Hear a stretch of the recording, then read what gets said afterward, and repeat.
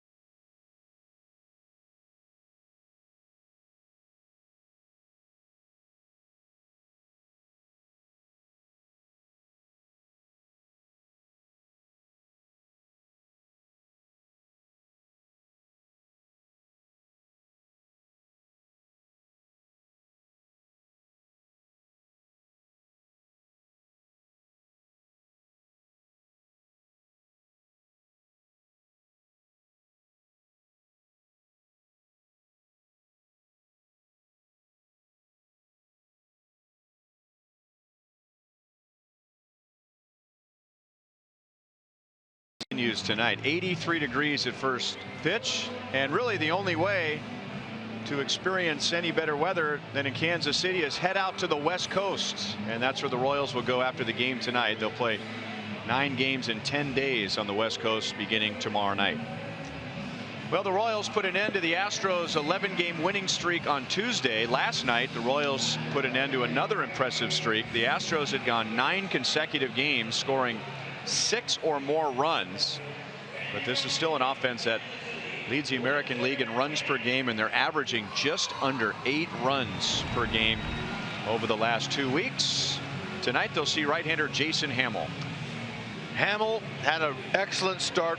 In my opinion, it was his best start out of the 11 he's had in the Royals uniform. Didn't walk a single batter.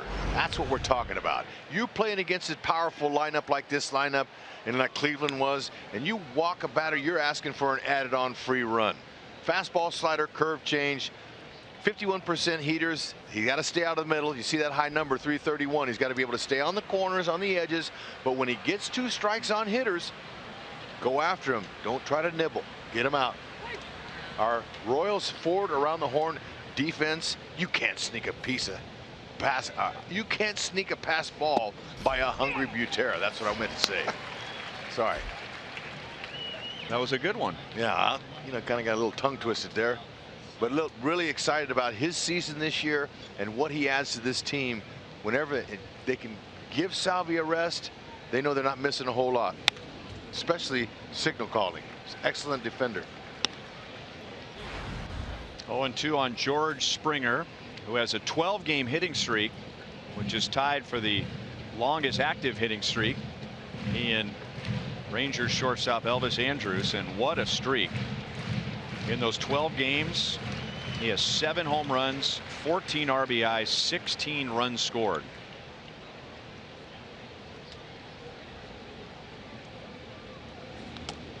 You know, one of these days, one of these seasons, he's going to learn that he doesn't have to swing that hard to hit homers. I mean, you know, you can just put an easy swing. When he does, he's going to hit for a lot higher average, and his game's going to take off. But he's still in that young, you know, macho mold right now, and he loves to grip and rip. I think as his career evolves, he's going to find out that 70% swing is going to bring him more numbers. 2 balls, 2 strikes.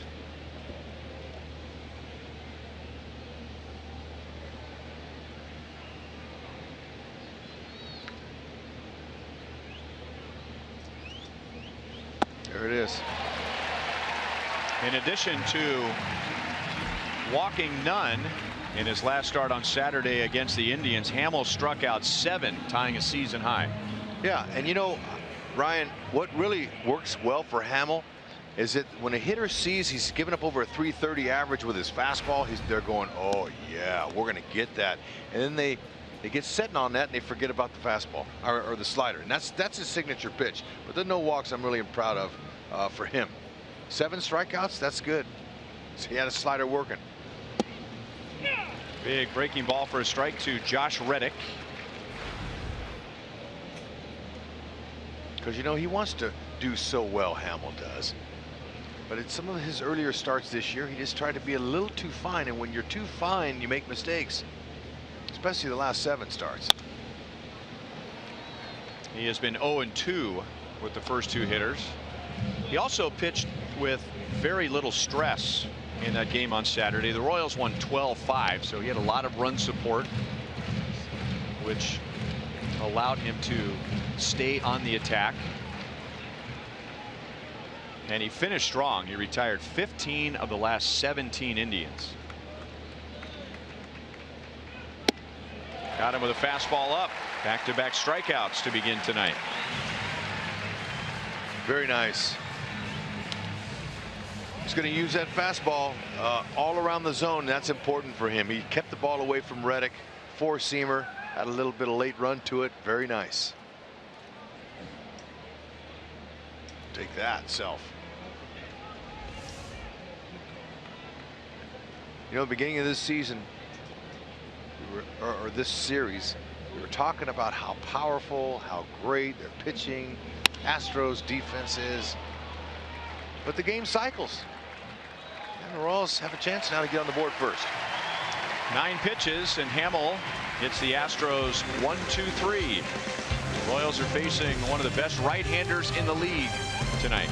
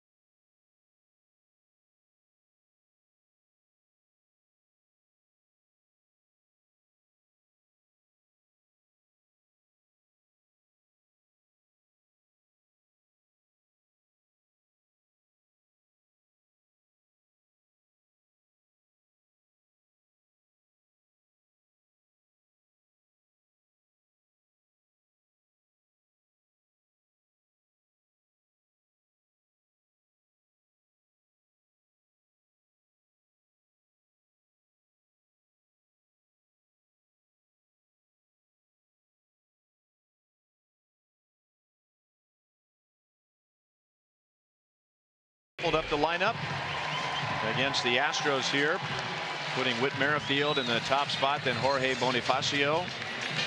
And while the Royals were held to just 3 runs in the first game of the series, It has been a big offensive series. The Royals bounce back with 9 runs in the second game, and hoping now to take 3 out of 4 from the Astros, but they've got a tough cookie in front of them tonight. Lance McCullers a 2.71 ERA in his 12 starts. No, he's got excellent stuff. There's no question about it. But I do see there's home runs. Somebody's taken him deep 6 times. Matter of fact, he's given up 5 home runs to right-handed bats, 1 to a lefty. That's the key for the Royals offense. You get the mistake, don't miss it.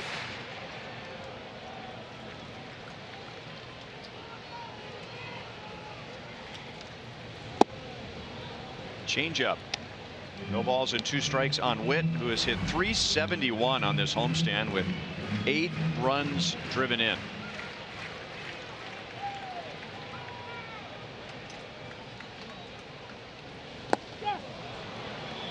Three-pitch strikeout for McCullers, and that shows you right there how hard he throws that curveball and how late he throws that curveball.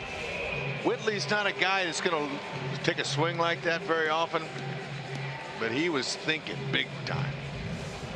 Astros defense, Nori Aoki is accurate with his throws. Not necessarily the strength of them, but how accurate he is. Fresh. Great to see him. Why don't you get a chance to talk to him? Just to say hello. Yeah. He has a lot of attention, especially with him coming up on that milestone.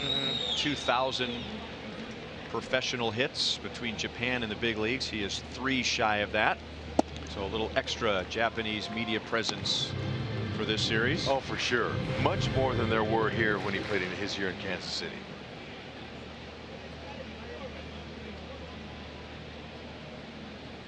Two 2-0 on Bonifacio.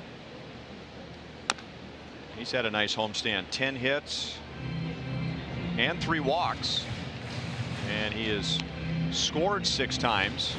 Ned Yost putting him in a position where he doesn't have to be one of the guys worried about driving in the runs. Just get on base and let the big guys drive him in. Kane, Hosmer, Moustakas, Perez. But he knows what to do with a half-inch to inch mistake. Believe that. Ooh. That fastball had a little teeth on it, had a little inward action coming into him. 2 seams, and when you hold the ball with the 2 seams like that, it catches the air pockets, and at that velocity it moves. And when hitters don't like late movement.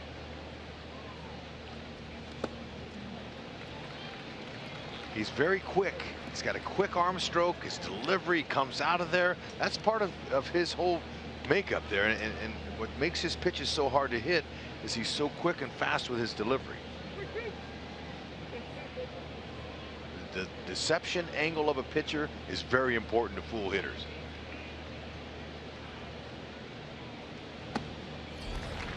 Bonifacio is on with 1 out.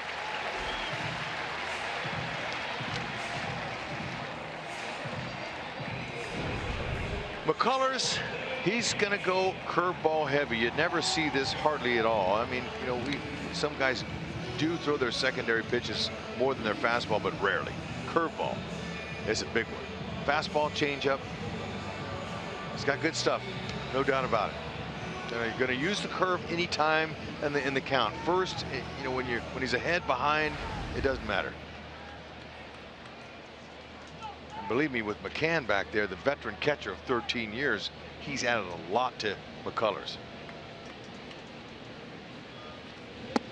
What's odd about his breakdown is he throws hard, and yet he throws more breaking balls than fastballs.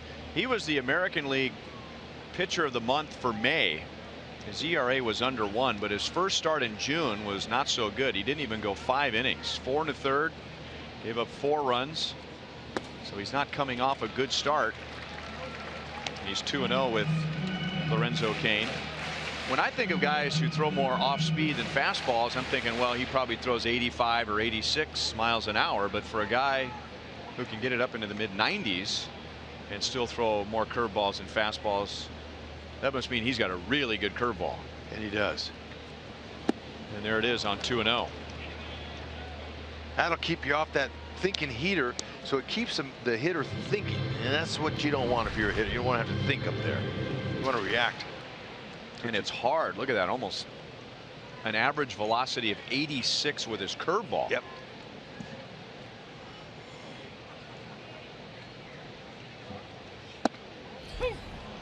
Tough spot. 2-2. I do remember what it was like to face a hard curveball like that. I had some people on some radio shows today ask me about that. They know the Royals are going to face a good curveballer. But Dwight Gooden, they call him Doc Gooden, back in the early 80s, he had a curve just as hard, and it was difficult to pick up. Uh-oh. Astros turn 2, so McCullers sees only 3 in the bottom of the first inning.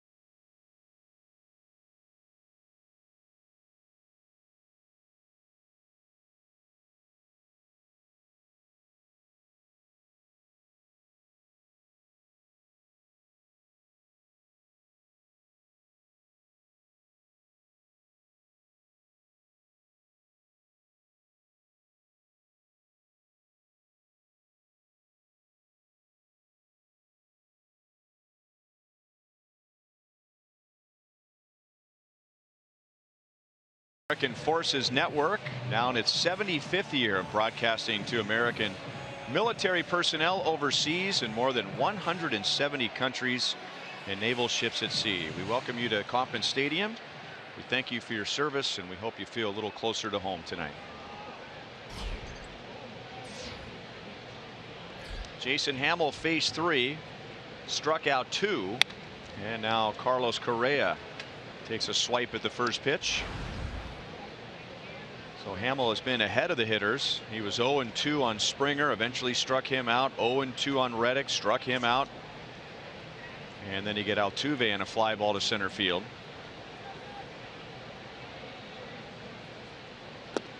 And now no balls, 2 strikes again. There are many reasons why the Royals have played so well against the Astros this year. Here's one major reason. Their number 3 and number 4 hitters, Jose Altuve and Carlos Correa, have 1 extra base hit all year against the Royals and a combined 2 runs driven in. And those 2 RBIs were in this series. Neither had an extra base hit or an RBI in the 3-game series in Houston back in April. Yeah, and in game 1, it was the bottom third that did the damage against the Royals. So they're doing a great job with the guys they should get out, or don't necessarily expect to get out, but they're making their pitches.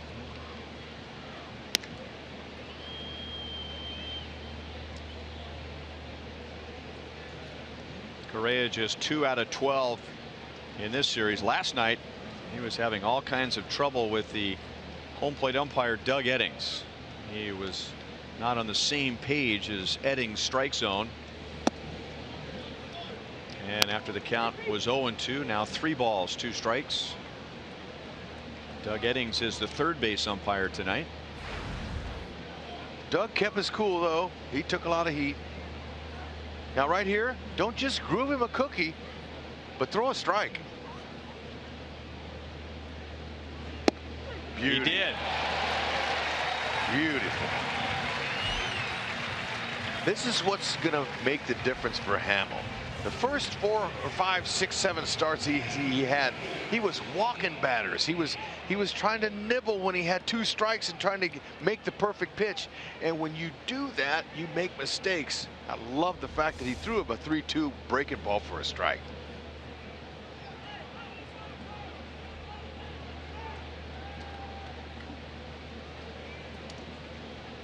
Left-hand hitting Brian McCann.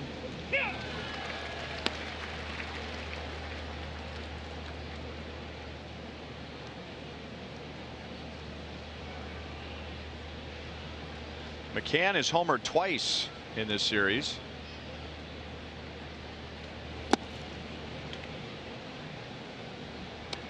This is interesting. But Brian McCann, with 2 home runs in the series, he has 240 as a catcher. Do you know that's 8th most all time among catchers? We knew he had a bunch of homers, but I didn't know when you put him on a scale with all those other catchers. That's pretty impressive. And that's well hit into right center field, sinking, so it hits the bottom of the wall. And McCann slides into second base with a 1-out double. That's why you don't walk anybody ahead of him. He's scalding hot. 7 out of 10 in this series. That's right. That's you know, up, a pitch is up, it's not down the middle, but when you're hot, you're not going to miss anything like that. He's gone to the opposite field with some hits too. He's staying in the middle of the ballpark for the most part.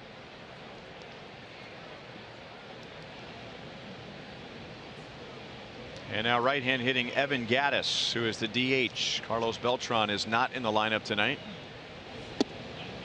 Almost nicked him on the elbow.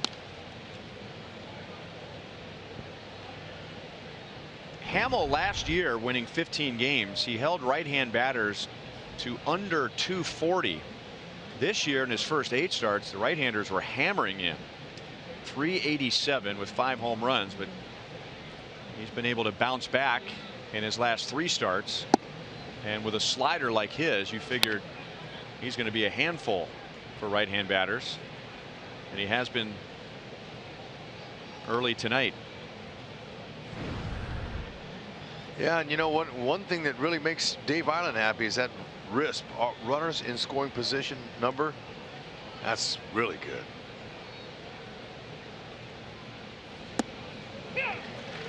He can change speeds with his breaking ball. He can change the tilt on his breaking ball. That looked like more of a curveball than a slider. He took something off, and when you do that, it has more depth. That's beautiful.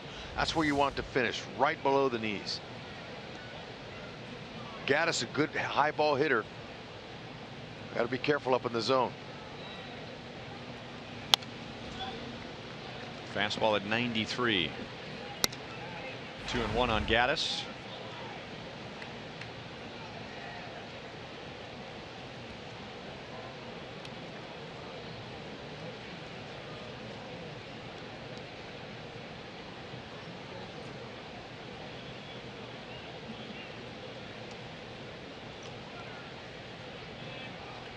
McCann's at second base with 1 out. Jammed him. Man, that was right off the knuckles, and Hosmer over to make the play. 2 down.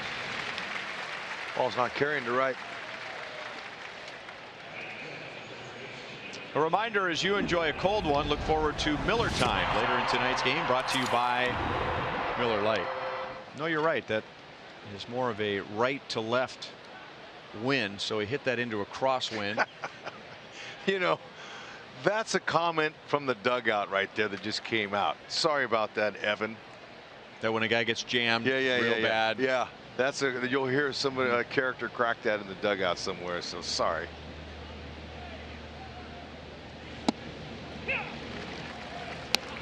Yuli Gurriel takes a strike. He has driven in 5 in this series. He made the final out last night. Kelvin Herrera just ate him up with a fastball in on his hands.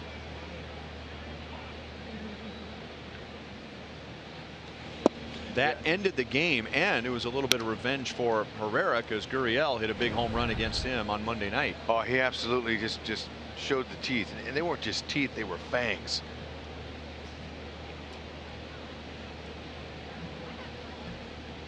I bet Gurriel hadn't looked that bad all year. In the air to shallow right. Bonifacio is there, and Hamill gets around the 1-out double.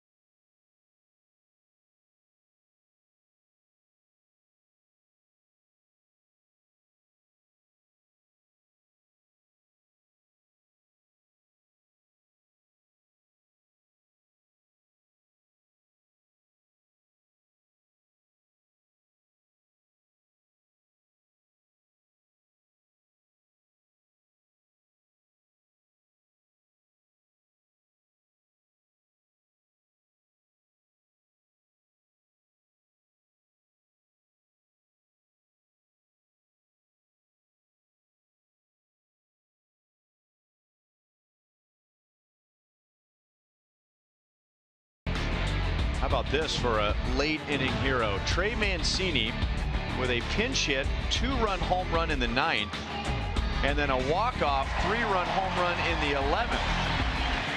That guy's going to be a star. He's got great hands. He looks like a 10-year veteran early in his career. Yeah.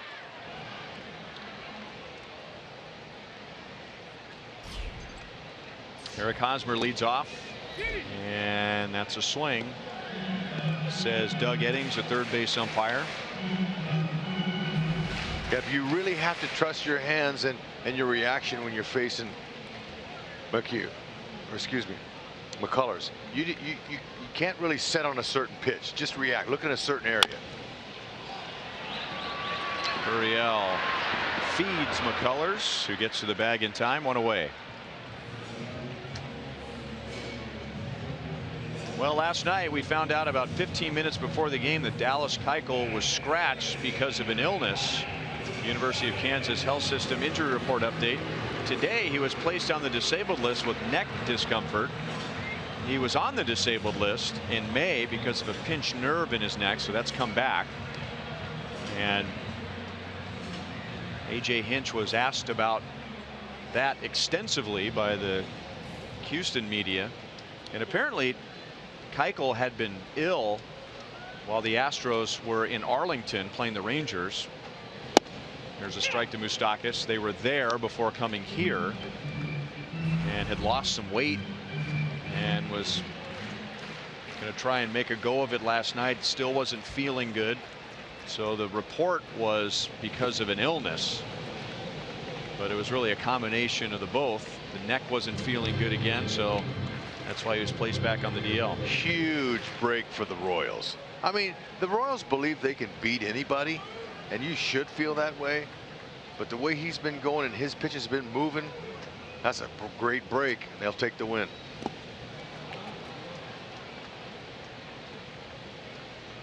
3-pitch strikeout.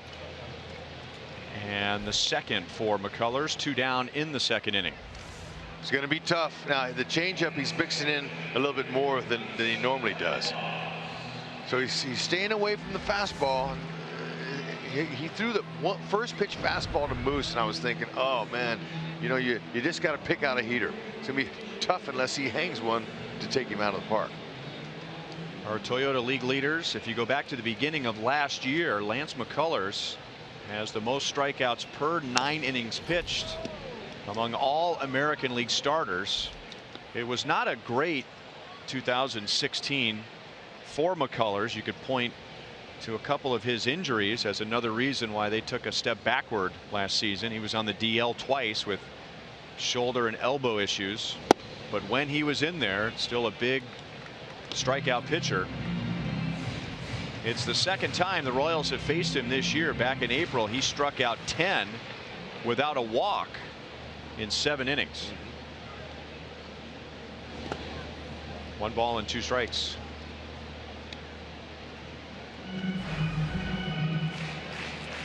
Brandon Moss just 1 out of 4 in this series with an RBI.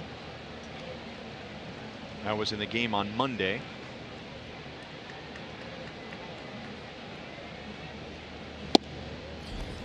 Two and 2.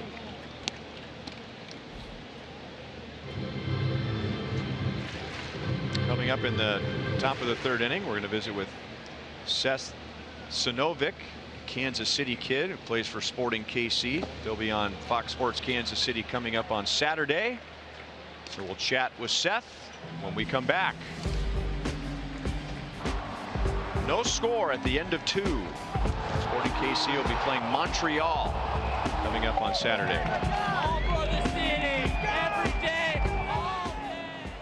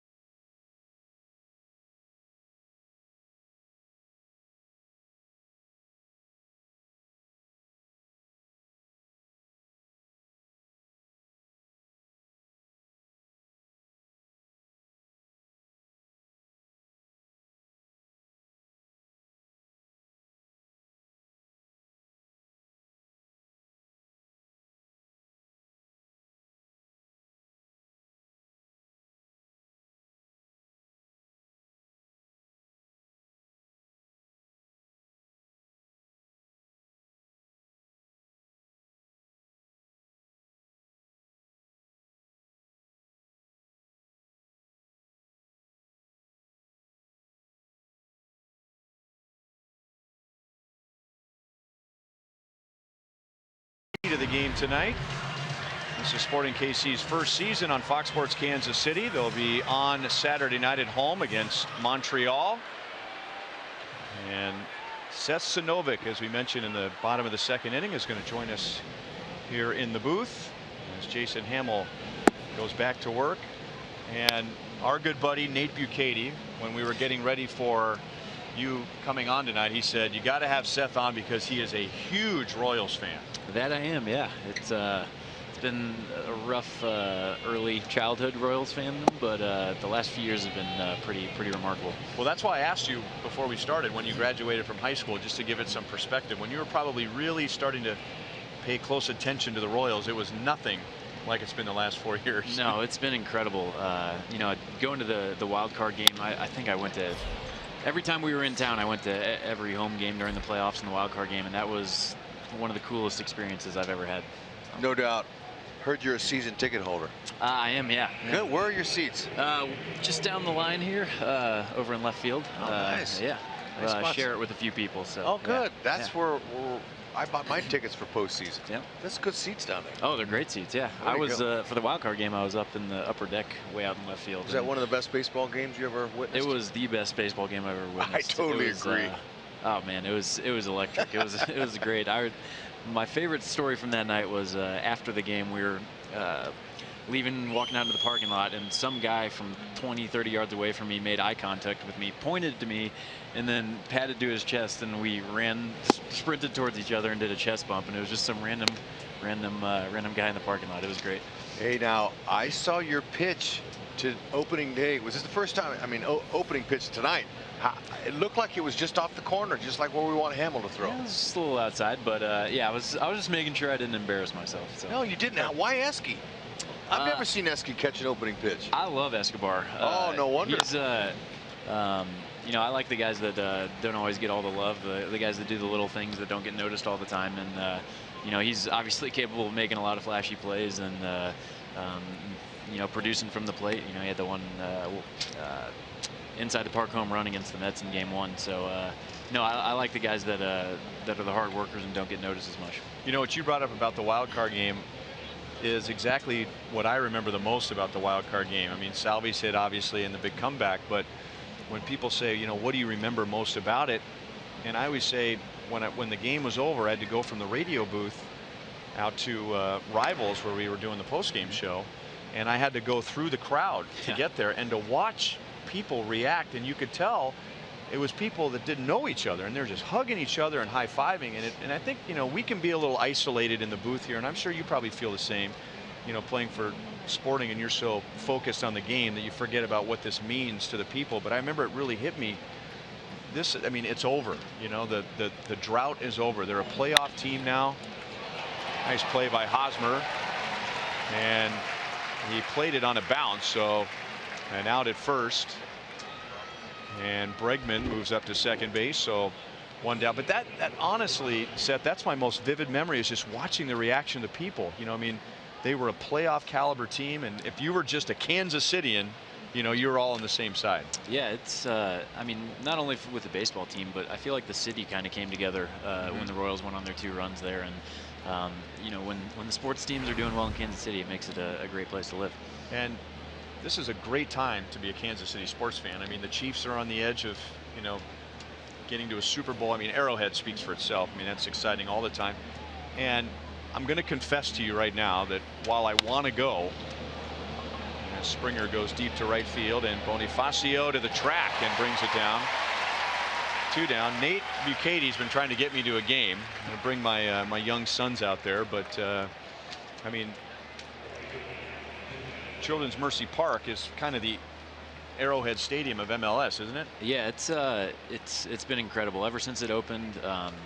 You know, the fans have been great. I think we have almost 100 straight sellouts, which is incredible for Major League Soccer. So it's kind of our own little fortress there. We're on a little run here, and yeah, we got to get you out to a game. We'll take care of you. I want to go. It's great. Me and the boys have gone 2 or 3 games. Love it, man. And now you're going to play on Fox Sports Kansas City here this Saturday, right? I believe so. Yeah. Nice. Yeah, we partnered with Fox. Hey, what's it like being a professional soccer player?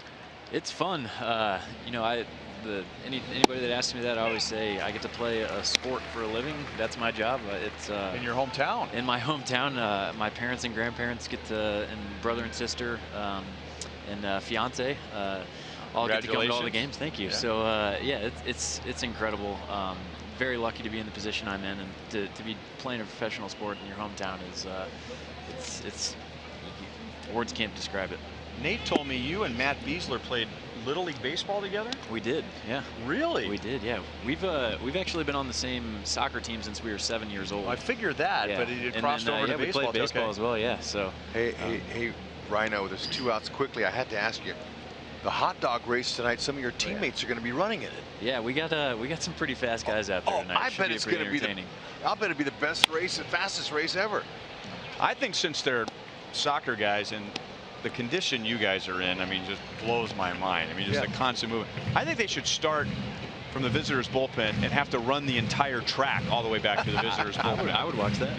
Absolutely. That'll be fun. I can't So wait. what challenges will Montreal bring your way on Saturday? They're a team that's going to sit back a little bit and look to counterattack us. They've got some really talented attacking players.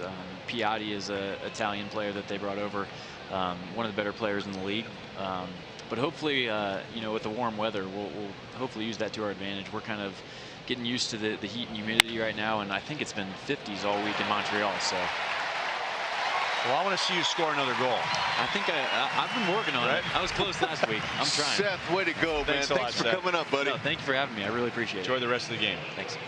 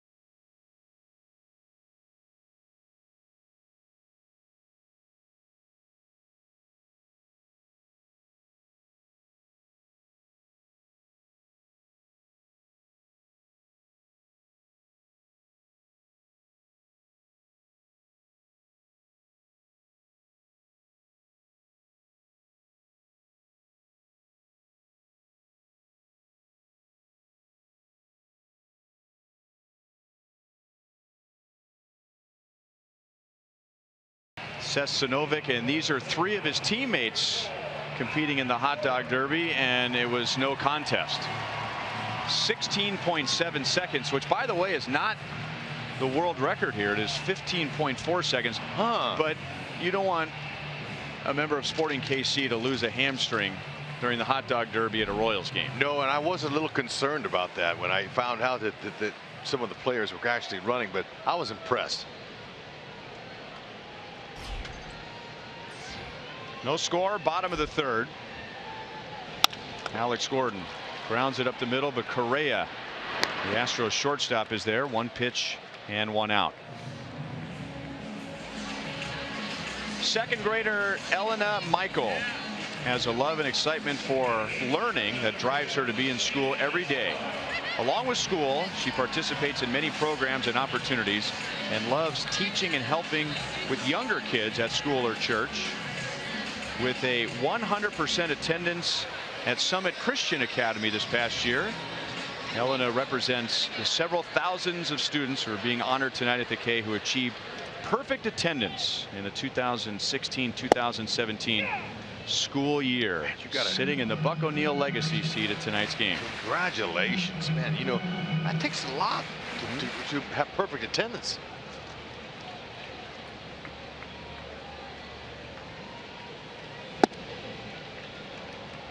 One and one on Eski, who really seems to be coming around, and not just because he's getting hits, but with his approach at the plate. Yep. And that's where it starts.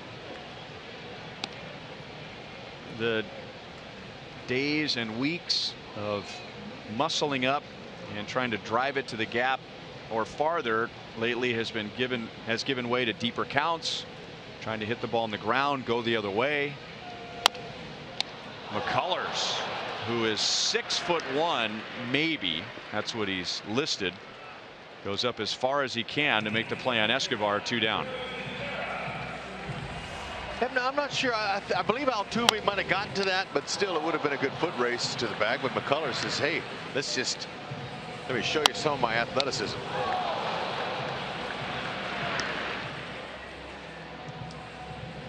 Hey now. There's some hops there. Check that out. Wow.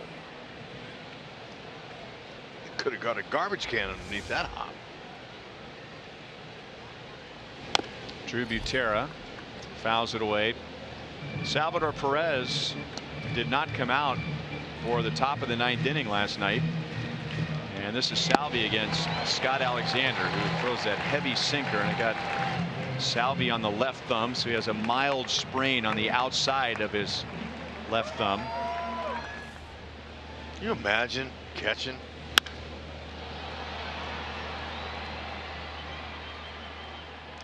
Springer brings it down. So McCullers matches Hamill with 3 scoreless innings tonight.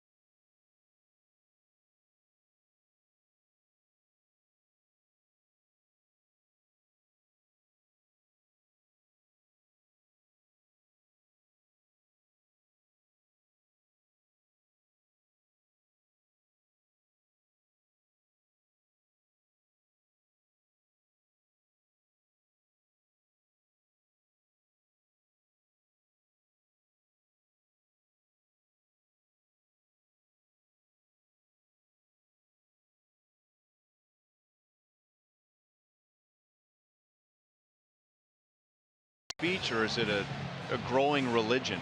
You are the wordologist, not I. So I am just going to say that we're happy you're here. The ladies' night out's a beautiful thing.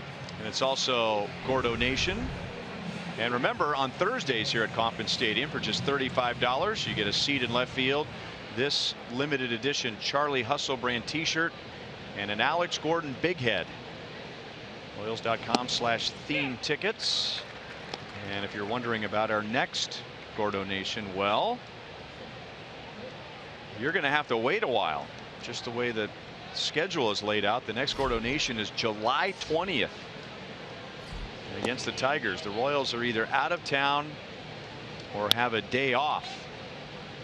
All the Thursdays between tonight and July 20th. Altuve, Correa, and McCann in the 4th inning.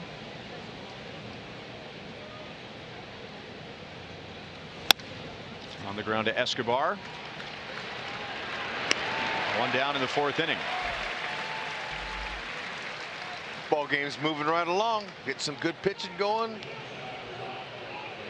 Guys making early contact, early outs. I know I probably upset a few people here on our crew by saying that, but look, it's just the truth. Sorry, guys. You know, that's one if we thing. play 4.5 hours and 15 innings tonight, I'm going to tell everybody on the plane on the way to San Diego what you said with 1 out in the top of the 4th inning. Everybody. In fact, I'm going to stand at the front. I'm going to be the first one to the airport, and everybody who gets on the plane, you know, with bags under their eyes. Please don't do that. And I'm going to tell them, by the way, no. HUD said with 1 out in the 4th inning, this game's sure moving along. Oh, man. Broken bat. That is foul. Firewood. Firewood right there. Hey, Hamill is dealing 10 of 13 first pitch strikes. In order to beat an offense like this, or try to, You have to get the first pitch in there, and that's important so then you can execute some of your other pitches. But if you fall behind, then that hitter zeroes in on the target, and that's out over the middle because he knows you got to throw it in there. So that's key, getting first pitch strikes. Correa struck out looking. Had a breaking ball in the second inning. Good spot. He broke another bat. And Hosmer fields with his foot on the bag. Oh. That was a jam sandwich if I've ever seen one. How about Napa know-how? Jason Hamill. Check him out, coming off of a heck of a start against the Cleveland Indians. Look at him work. Ahead, that's what we talked about, just said. And then finishing guys off. So far, so good.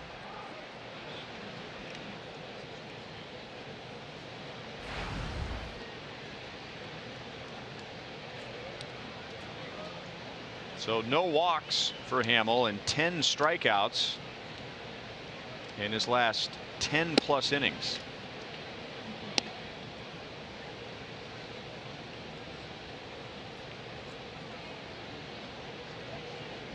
Continues to pitch exclusively out of the stretch. He started that in early May against the Indians. Center field, and he didn't quite get it. So Kane brings it down. 3 up, 3 down for the Astros in the top of the 4th. Hamill has given up just 2 hits.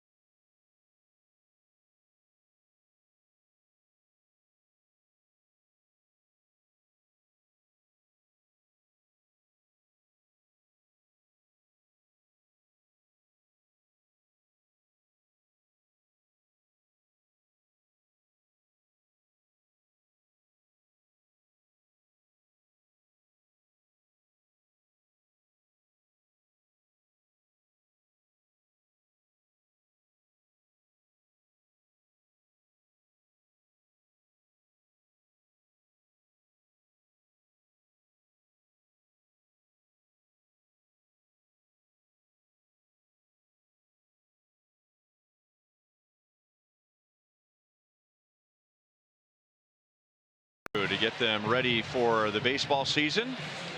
This year's membership includes a Blue Crew jersey, a flat bill cap, special edition earbuds, Royals eye black, 2 home game ticket vouchers, and more for just $30. You can sign up right now at royals.com/Blue Crew.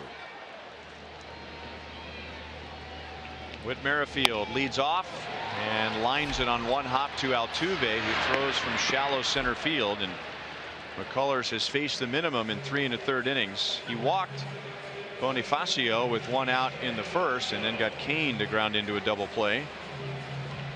So he set down 8 in a row, and here's Bonifacio for a second time. Whitley looking for that first pitch piece of cheese and hit it hard.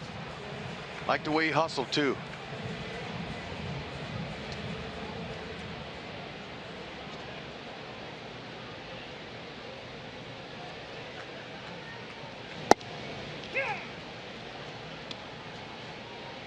So what happens to McCullers' second time through the order? This is when he is at his best, and he's really good first and third time through. 1-1 on Bonifacio.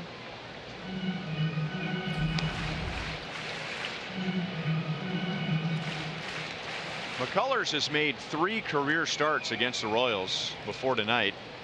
2 in the regular season, 1 in the playoffs. He started that memorable Game 4 of the division series, the one where the Royals had that wild comeback. And he's pitched very well against the Royals. He's only given up 6 runs in 3 starts, but 5 of the 6 have been by way of a home run. So he doesn't give up a lot of hits, but for a guy who throws a lot of breaking balls, a lot of curve balls, a lot of changeups, every now and then he's going to hang one, and it's just a matter of whether the hitters are ready for it or not. That's right, and that's why I'm saying you want to react to that. You can't look for that. You just react.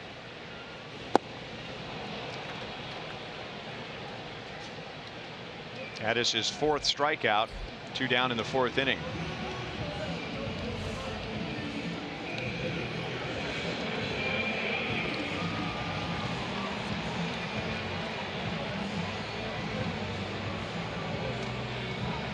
Yep. See, if you're committed on one pitch and you're sitting fastball, fastball, fastball off a guy who throws a majority curveballs, you're going to take some swings just like that.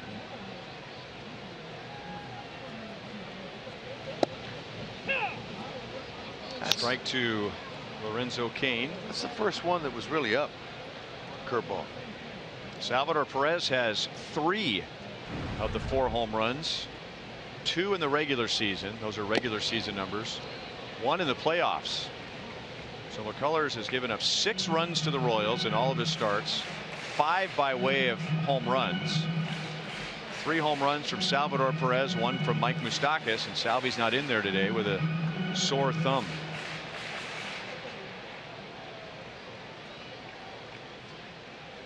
Oh, 0-2 on Cain. He grounded into a double play in the first inning.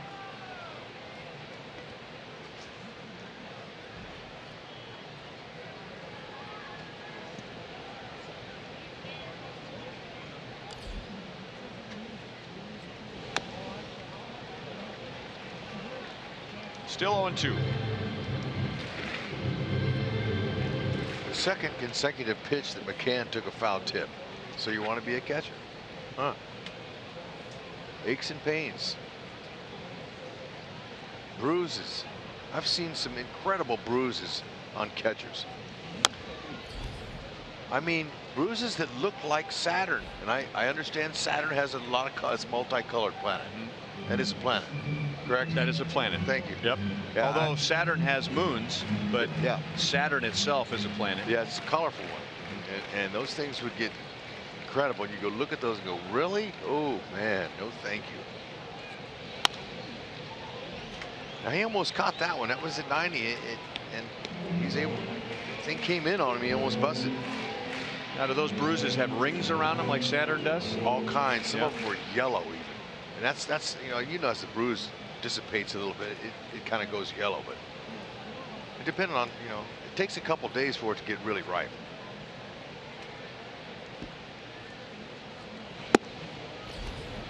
One and 2 on Cain.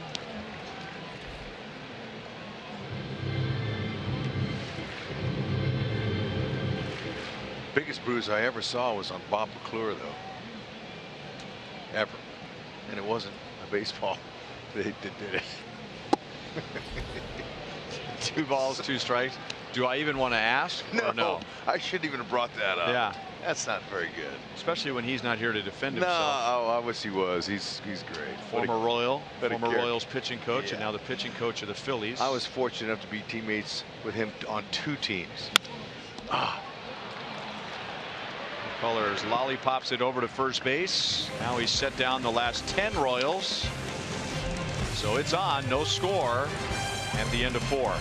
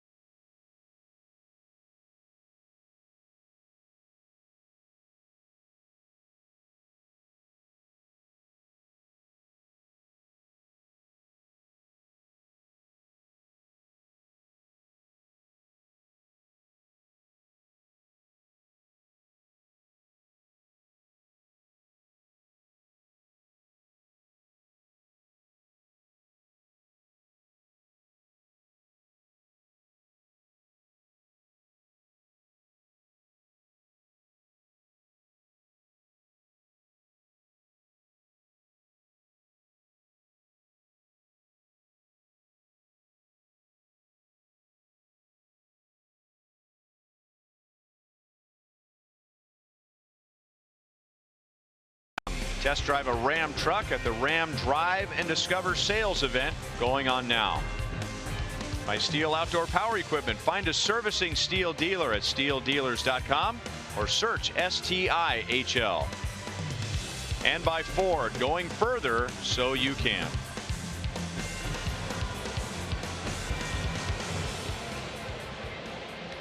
No score, only 2 hits in the first 4 innings, both for the Astros. Evan Gattis leads off against Jason Hamill.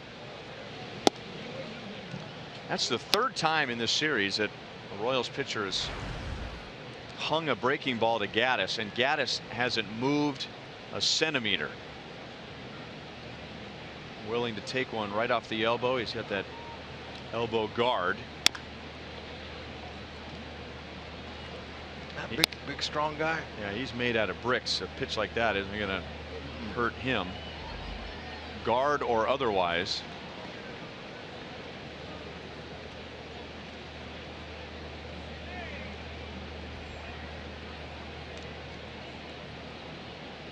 Hamill has retired 12 of 14.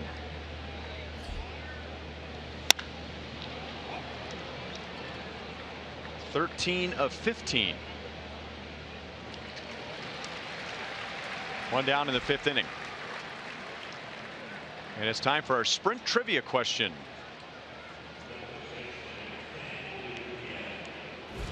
As we look at A.J. Hinch.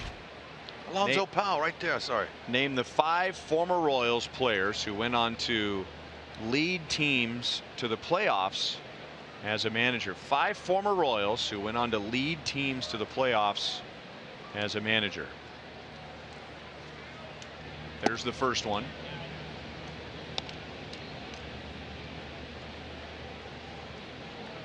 Clint Hurdle. Nice. Ding, ding, ding. How about Bob Boone? No. Sorry. Lou Piniella. Ding, ding.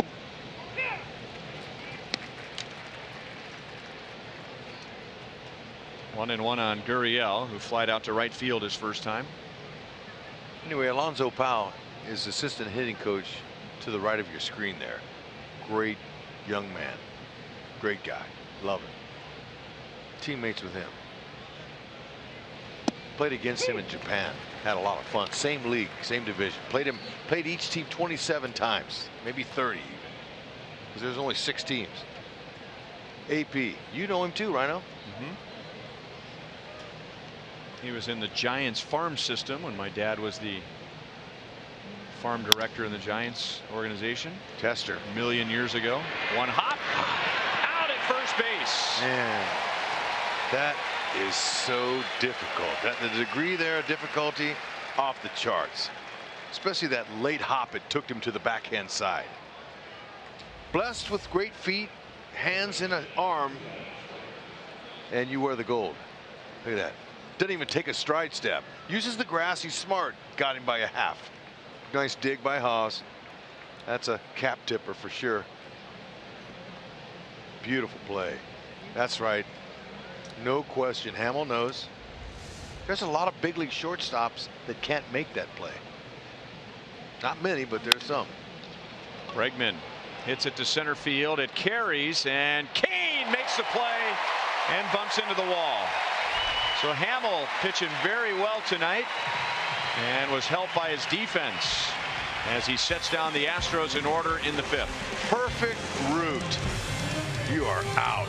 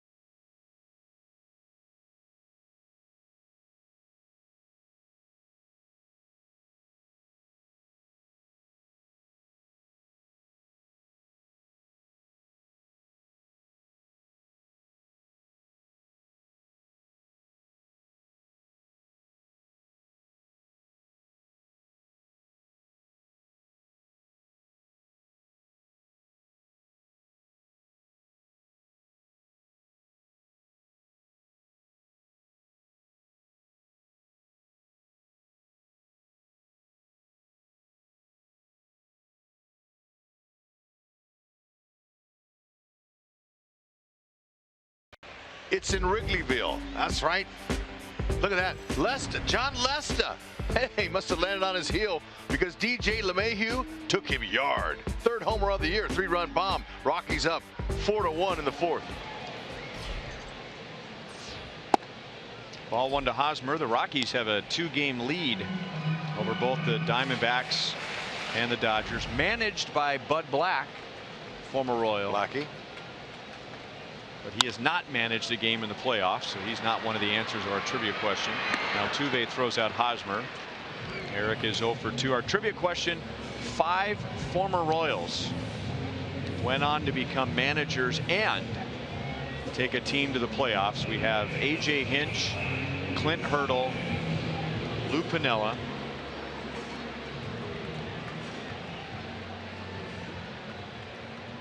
one HUD is a broadcaster in our division.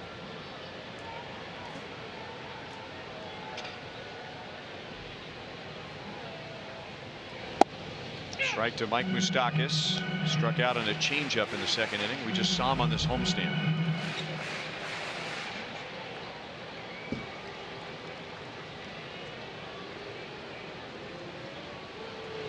In a year that has been so improbable, the impossible has happened.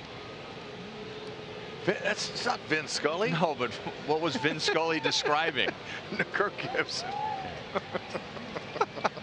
Hey, guess who's the only guy to take McCullers deep this year? Trivia question right back to you. I mean, only left-handed hitter to take him deep. He's only got one this year. One guy's taking him deep. And it's time to do it again right here. Cookie time. 1 and 2. Pick out something. Piece of cheese. Nope. He's throwing that yak.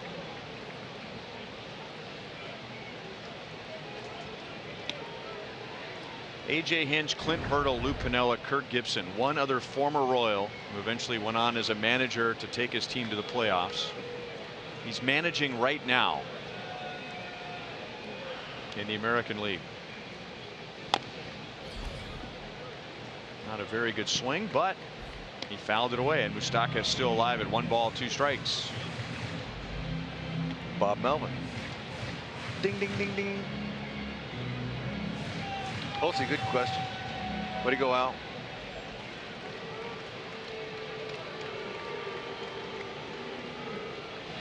Oh.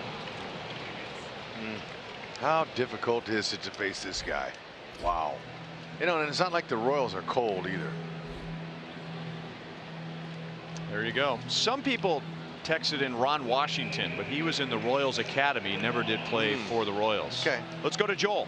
Well, guys, maybe Brandon Moss can break this thing up. Interesting conversation with him the other day. He's always fun to talk and dissect hitting. And he said with all the lefties on the team, he can get a feel and try to look at opposing pitchers. But he said the guy that he really likes to watch is Mike Moustakas. He said that opposing righties will pitch Moustakas a lot more the way they'll pitch him versus, say, an Eric Hosmer and Alex Gordon. Hosmer and Gordon, when they're going well, are looking opposite field. Moose and Moss, more pull hitters, and so he's going to see more fastballs. Hits that one pretty good, but still the no-hitter is intact. Might not be easy to watch anybody tonight, Ryan. He set down the last 13, Joel. 5 hitless innings, no score.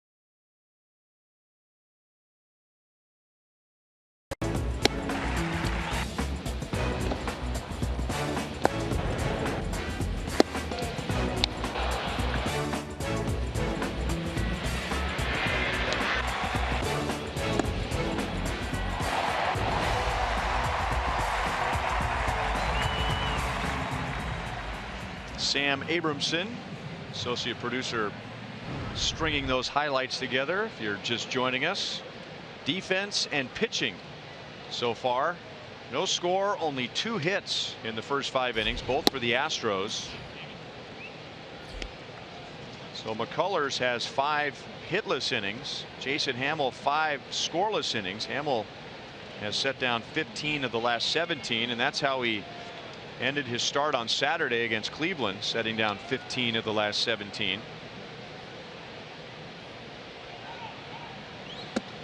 Norrie pulled the bat back.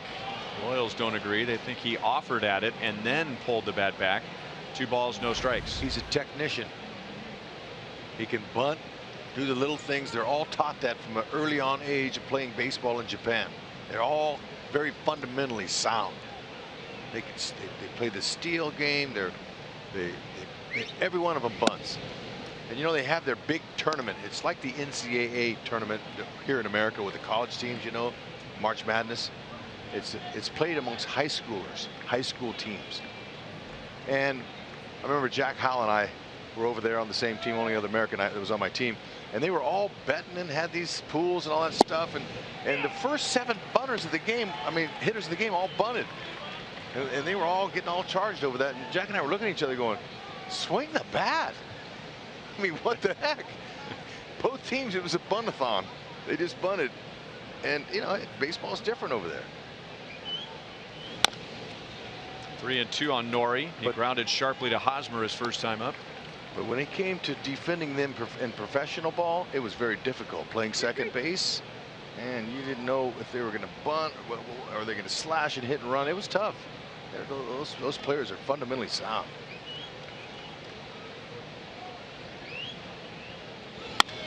Look at that. Slaps it through the left side. And now Norrie is 2 hits shy of 2,000 hits in Japan and the major leagues combined. StubHub is your ticket out to once-in-a-lifetime experiences.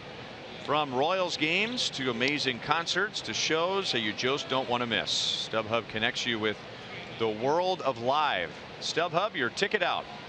The official fan-to-fan ticket marketplace of the Royals. So 3 hits for the Astros, 2 of which have been leadoff base hits. And now 3rd time through for Houston. Springer has struck out and flied out to deep right field.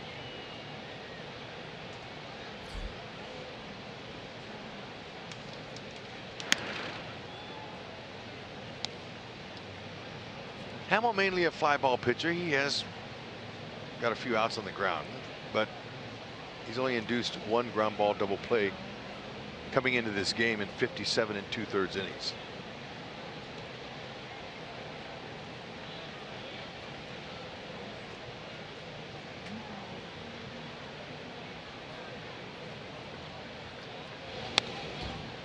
Springer down to a knee after that big swing. Every time the Royals turn a double play, the next day McDouble sandwiches are only $1 at participating McDonald's in the greater KC, St. Joe, and Lawrence locations. And whenever you read that, they always roll up a double play right after. Every time. Every single time. Got quick feet. Nice move, too.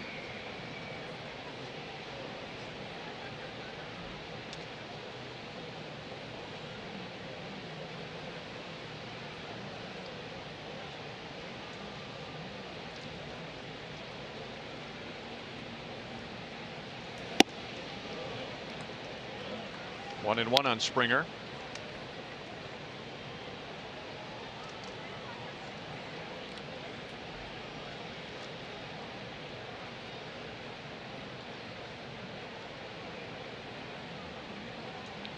Aoki has stolen as many as 30 bases since coming to the big leagues in 2012, but that was 2012. And 20 the next year, both with the Brewers. 1 ball, 2 strikes. He had a 41 stolen base season in Japan. Stay right down there. That's exactly the pitch that's going to bring that double play. Do it again. Repeat the same pitch. Norrie's quick. Takes off. He's got good little takeoff.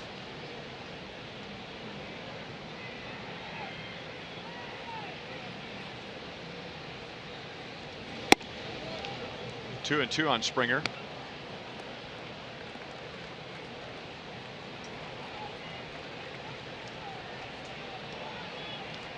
A 12-game hitting streak for Springer, and in 9 of those 12 games he had more than 1 hit. 0 for 2 so far tonight. 4 hits in the series. Not running, and another strikeout. He's really done a good job of, in particular with Springer, setting him up with fastballs up and putting him away with sliders down. I mean, if you see the action on that ball from the top square to the bottom square, that's a huge break. That's probably about 3 feet.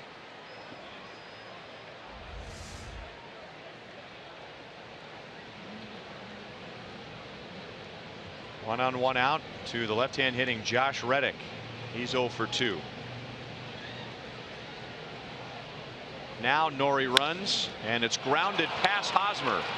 Norrie was fooled by Escobar at second base into thinking that he needed to stop at second, but there was plenty of time for him to regroup and go to third. So runners at first and third with 1 out. On A.J. Hinch putting a little hit and run on. There we go.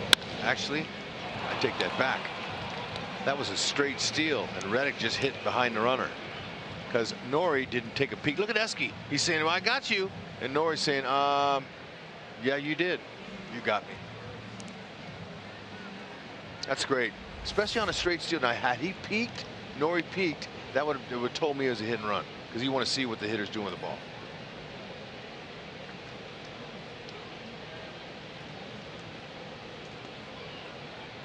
And now Altuve, who is flied out and grounded out.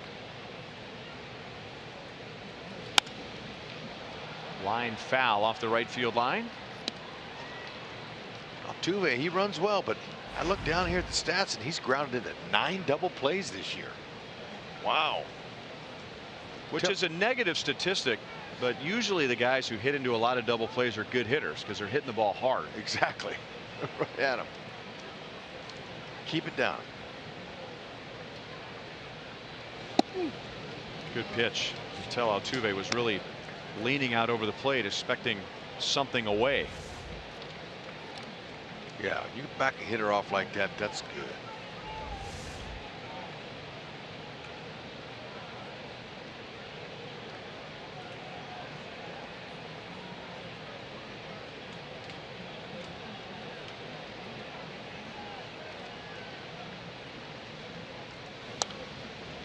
One and two. Very, very few hitters counts for the Astros tonight against Hamill. He's been watching some Springer swings, hasn't he? He's coming out of his shoes on that.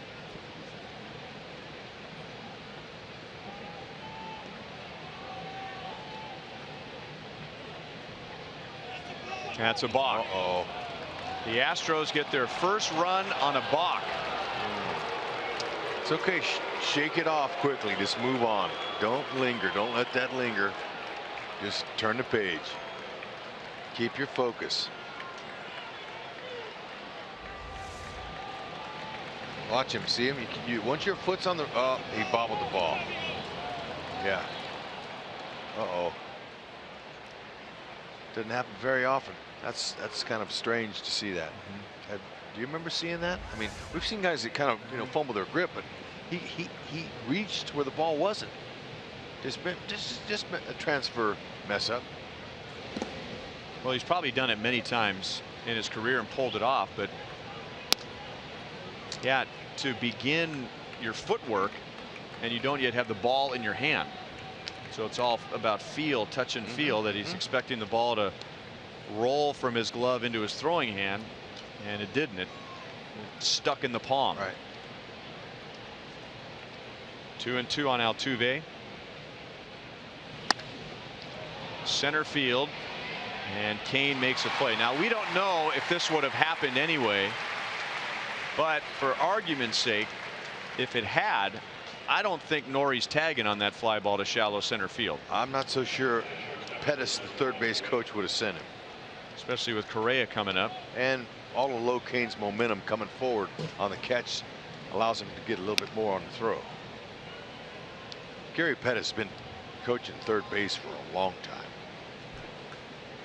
Not just here in Houston, but Texas, Rangers. Been a fine coach.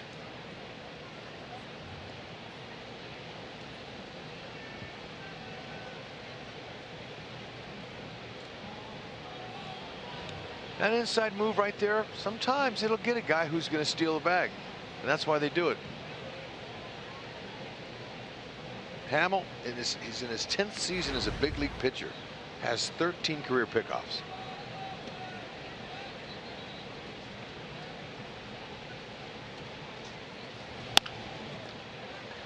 On the ground to Witt. So that makes the walk, or the balk rather, even more painful, because it looks like Hamill could have pitched out of it. 1-0 Astros.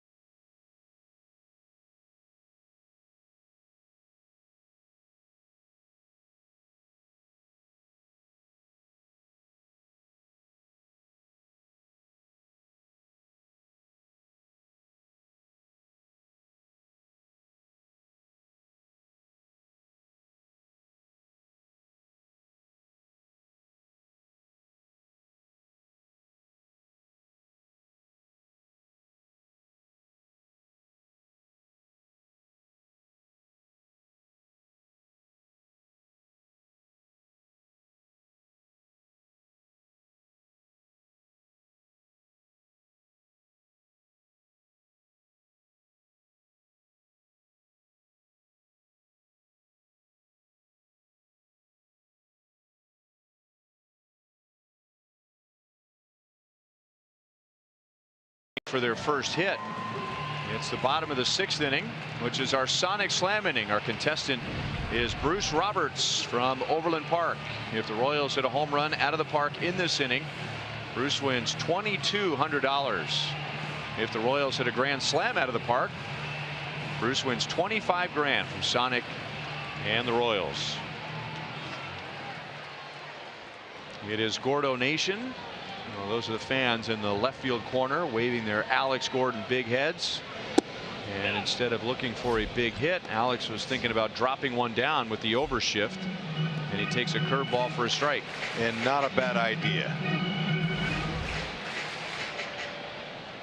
Would have liked to have seen him go ahead and put it down. That puts it in the back of the mind and the teams that are scouting for the next trip. I mean, San Diego and San Francisco have their scouts here watching that. Just put it down or put him in the drink.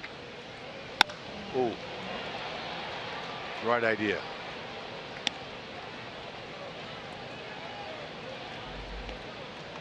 Alex put an end to that long home run drought on Tuesday night.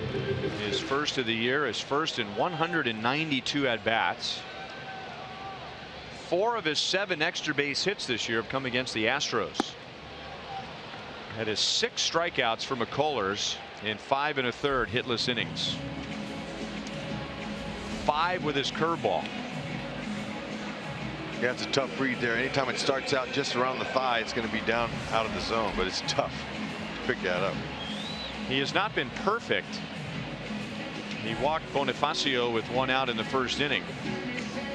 But then Kane grounded into a double play, so McCullers has faced the minimum.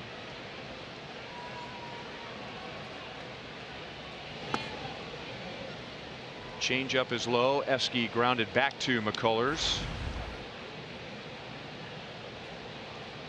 who went leaping high in the air to get it. Another changeup. 1 ball, 1 strike. So when you see a hitter swing like that, sometimes you're thinking, oh, he's over swinging. No, that's because the pitcher pulled the string on him and he threw a good pitch, and the swing gets longer as you miss. Sometimes it's a little deceptive if you don't know exactly what was coming. But nowadays on the board, especially our board here, they have the pitch type, they have the miles per hour. I mean, you know, they're really helpful to help the fans.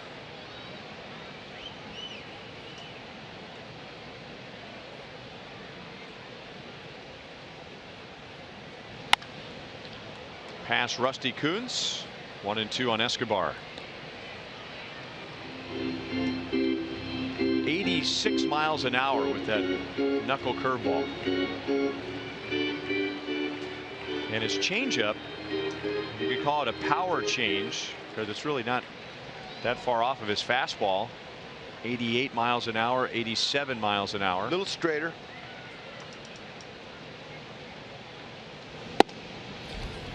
Two and two. And then he has 95, which is above average fastball.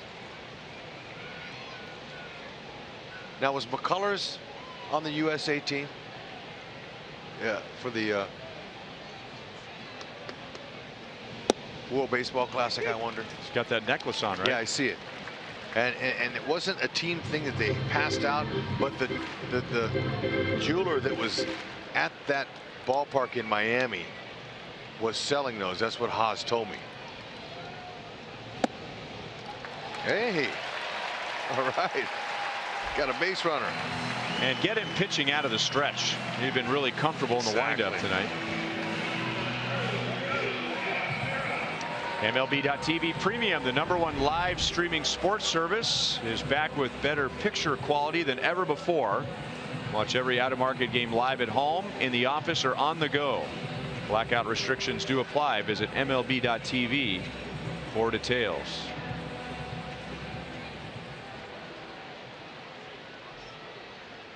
Yep, you're right. Get him into a different pitching stretch or different format.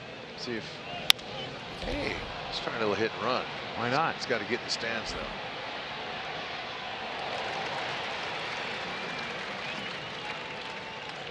Good idea though, huh? Good tarp placement. Yeah, it was, but also just to get the runner moving and see if you can find a hole there.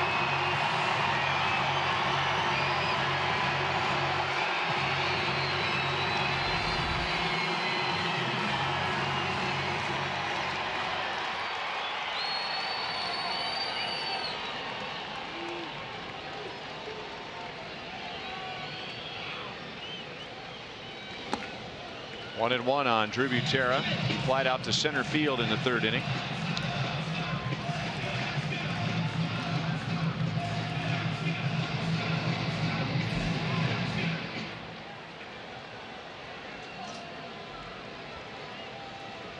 Did some exhaustive research and found out that Lance McCullers Jr. was not on the USA World Baseball Classic team. But he has the same necklace there, whatever you call it. A necklace. But he's from Florida. So maybe run up on the jeweler, the same jeweler somewhere. Which is, and that's still part of the United States. I think so. See if Drew could pull one down the left field line. Left field line, you know, they're playing him all the way over. The outfield swung over. It took Nori a long time to get there, and Eske could score on that. You see a nice little shot down that line right there with all the outfielders over here. That might be a good chance to get him in there. I think a left center field gap would work as well.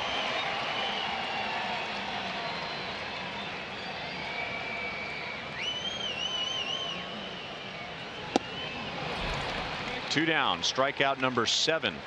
That one with a fastball.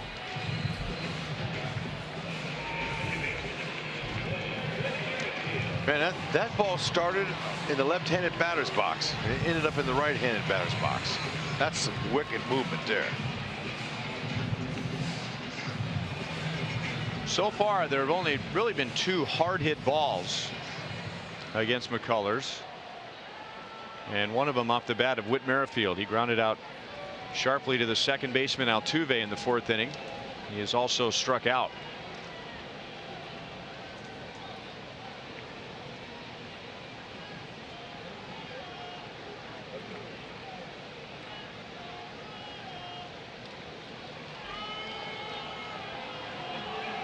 And he is worried about Alcides Escobar, which is probably not a bad thing to think about when you have your leadoff man at the plate with 2 outs.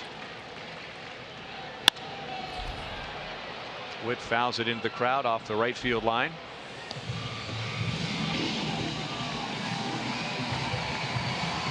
The other hard hit ball, Brandon Moss, grounded sharply to the shortstop Correa in the 5th inning. Aside from that, a lot of strikeouts and a lot of routine outs.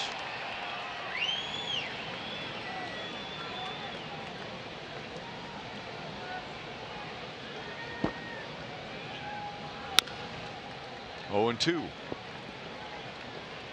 He's pulled the string there. He's just doing a fantastic job of mixing the pitches up, and they're all plus pitches. So when a hitter's up there trying to face this guy, you know, you got your hands full.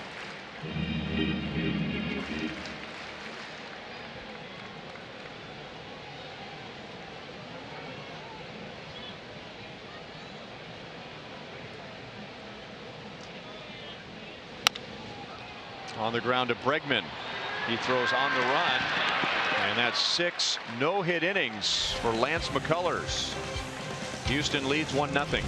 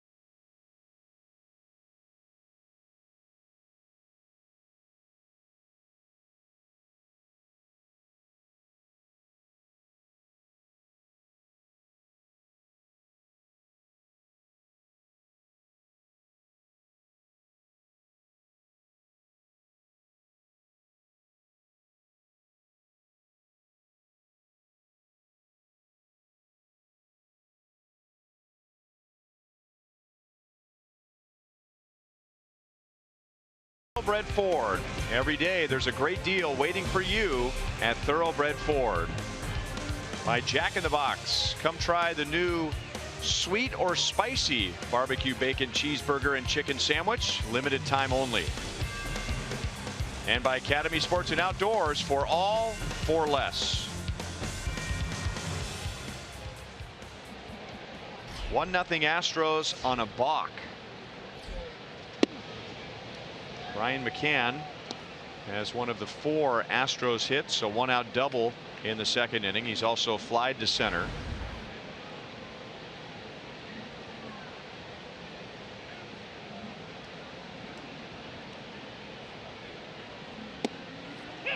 One and one.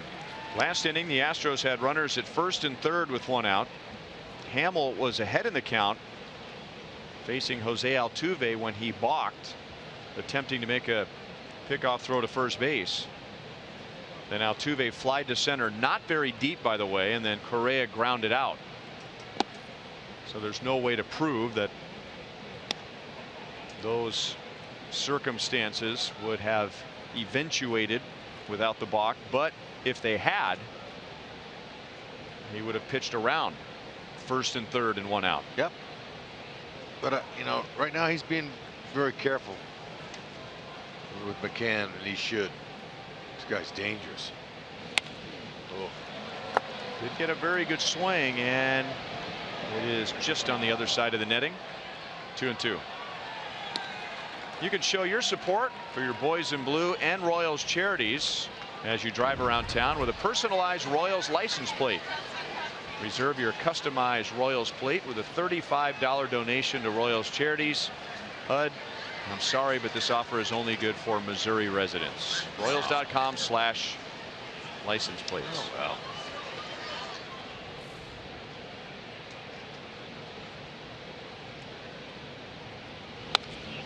Still 2-2 on McCann.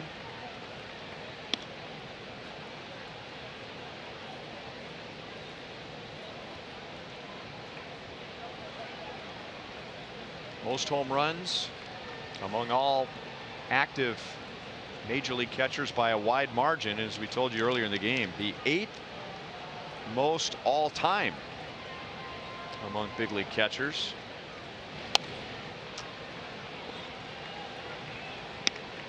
Mike Piazza, would that be number 1?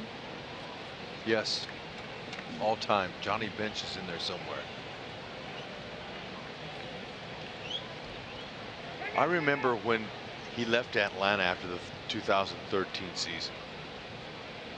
I was doing a radio show, national radio, and the people were bummed in Atlanta. They were losing their guy to free agency to the Yankees.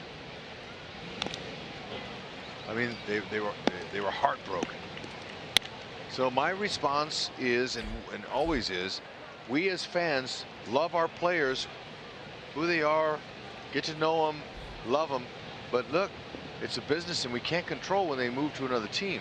So you just gotta embrace the new player that comes in, and you still love the other guy, but that's just the way baseball is. Well, it was a little more painful with McCann because he was homegrown. Exactly. From Athens, Georgia, where his best friend, since they're about 13 years old, was and is Jeff Francoeur. Frenchie. And then played together with the Braves. Yeah, and it is painful, but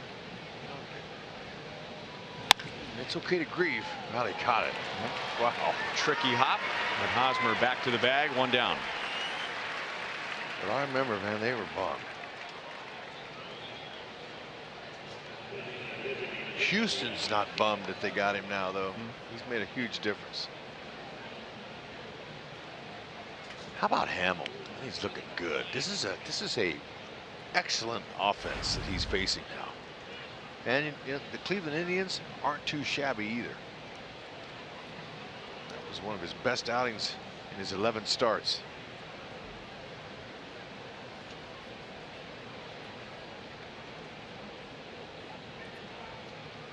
Evan Gattis with 1 out. Over the outside, Gattis has popped to first and flied out to center.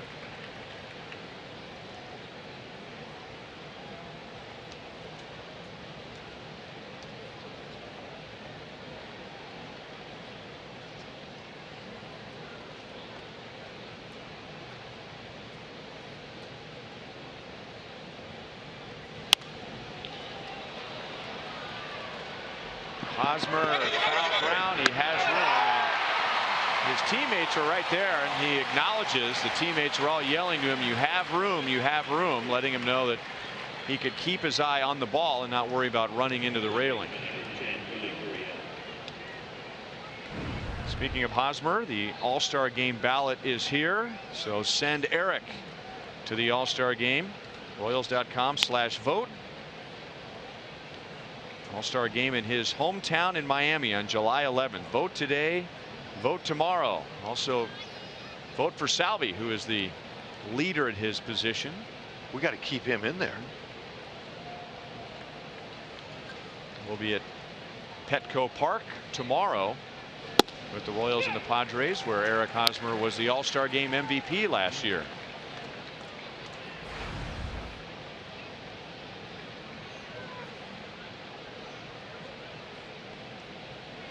Gurriel has flied to right, grounded to short on a nice play by Escobar.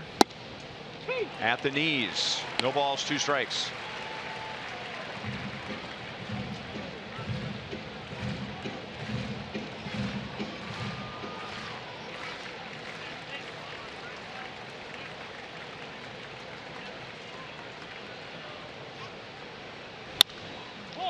On the ground to Merrifield.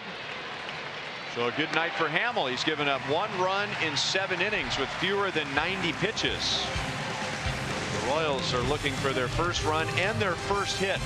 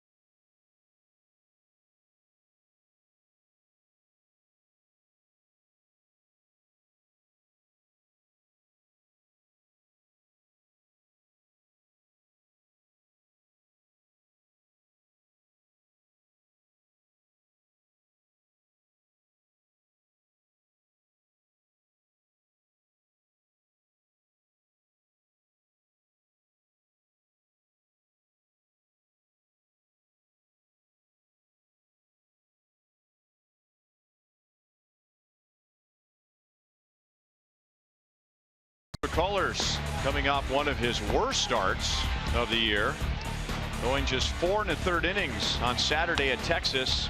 Now working on one of his best starts of the year. 6 no-hit innings and a slim 1-0 lead, and he almost hit Bonifacio. Bonifacio is one of 2 base runners against McCullers, who has walked 2. He walked Jorge with 1 out in the first inning. Then he retired 14 in a row and walked Escobar with 1 out in the 6th. Bonifacio, Kane, and Hosmer in the bottom of the 7th inning.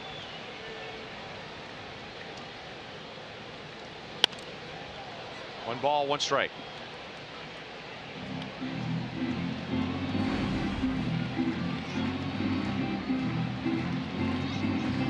One of the so-called cardinal rules is you don't bunt on a guy when he's working on a no-hitter, but that rule changes when it's a 1-0 game. Better believe that.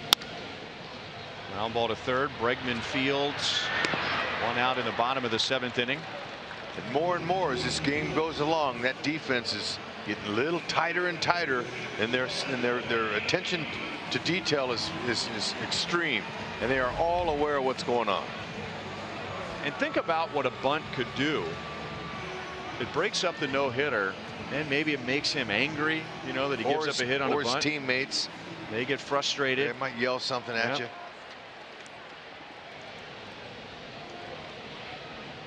And if a Royal bunts and reaches, well, suddenly the tying run is on and the go-ahead run is at the plate. And the Royals have hit home runs against McCullers in the past.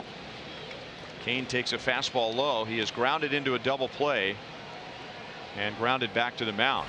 McCullers has faced 1 over the minimum.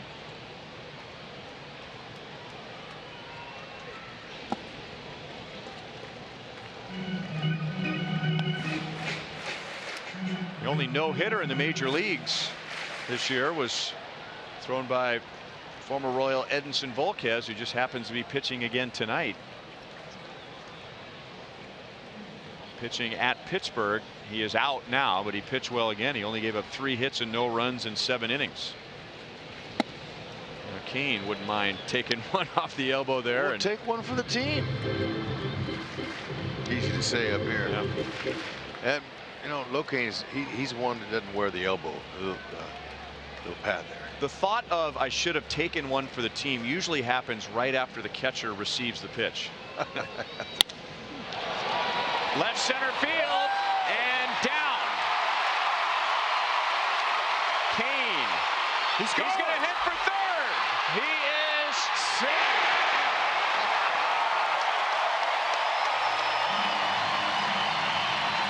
You could see him right before he got to second base. He was making up his mind, and he said, "I'm going pedal to the metal." Make them have a perfect throw to throw you out. Now look, he's out of that box. He knows you didn't hit it far enough for a homer, but it bounced once, twice, 3 times, and it hit the base of the wall. Look at how far away he is from the base when he makes that dive and slide in there. That's exciting. Now I understand why the triple is one of the most exciting hits in baseball. Boy, does this turn things around. You go from being no hit to having the tying run at third with 1 out. And Eric Hosmer at the plate. Fouled away 0-1, and that immediately gets the crowd into the game.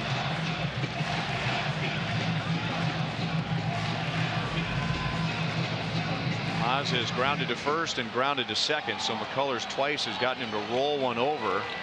The Astros bring the infield all the way in.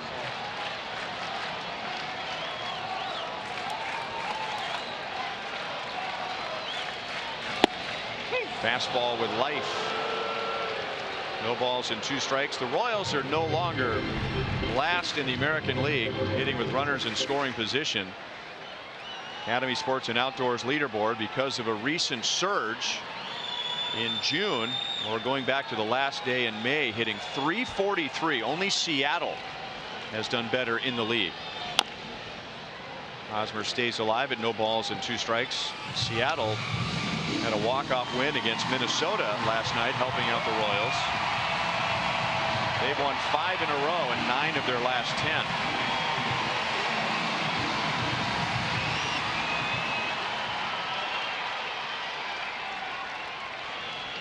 Haas, he's at a real disadvantage right now because of the 3 great pitches of McCullers. But if he could just find a way to feather one out there, but find a hole or a sac fly. Off the plate and foul again. Haas tonight, it just seems like he's trying to pull the ball. Both of his outs have come to the pull side.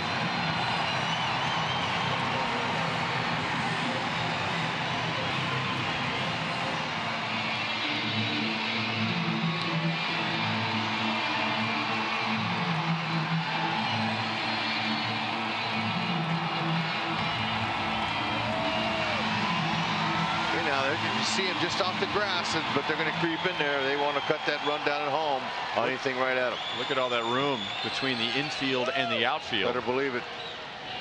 Oh. McCann's got to throw down to first base. 2 down, 8 strikeouts for McCullers. But the Royals have McCullers right where they want him. There are 2 outs in the inning, and last night the Royals scored all 7 of their runs with 2 outs. Oh, it's just a little bit over anxious. Had his 9-game hitting streak come to an end last night with an offer, and he's a little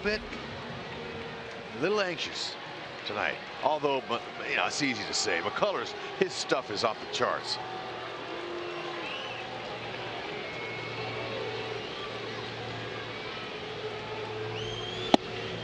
See if Mike Moustakas takes a shot at left field right here. He has taken some big swings tonight against McCullers. Struck out on a changeup and a curveball, and that left side is wide open. You better believe there's a nice little stream right there. Any little thing, any little bouncer. How about a ground ball, base hit into right field? No hit for 6 1/3 innings. And the Royals have tied the game at 1. Their last 8 runs have come with 2 outs.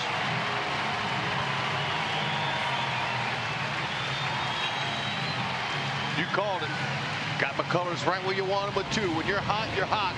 Moose finally got him something he can handle. One in the middle. McCullers, maybe he's tiring just a tad here as we're getting late in the game. As he left his only mistake really up there, maybe 2. Locane might have jumped on 1. But still, Royals taking advantage, tying this baby up. Just 2 hits. Actually, the last 13 runs the Royals have scored in this series have come with 2 outs. And now the ball gets through McCann, and Moustakas rounded second because he realized with the overshift there was nobody at third, but then Bregman, realizing the situation, sprinted for third. And the walk-off win on Tuesday, HUD. Remember, Whit Merrifield's 3-run double was with 2 outs. Mike Moustakas' walk-off 2-run shot with 2 outs. All 7 runs last night with 2 outs, and their first run tonight with 2 outs. 13 in a row with 2 outs. Moss got McCann with the follow through. 1 ball, 1 strike. Yeah, and they're not done in this inning here. Moss, you know, he's a big swing guy, and with the strikeout ability of McCullers, I knew the matchup tonight was going to be tough for him, but maybe he can find a way to come through here.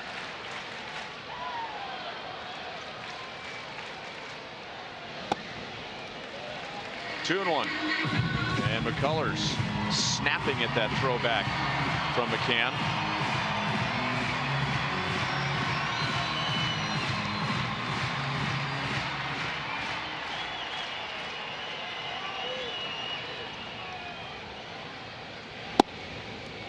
Three and 1. Alex Gordon is on deck.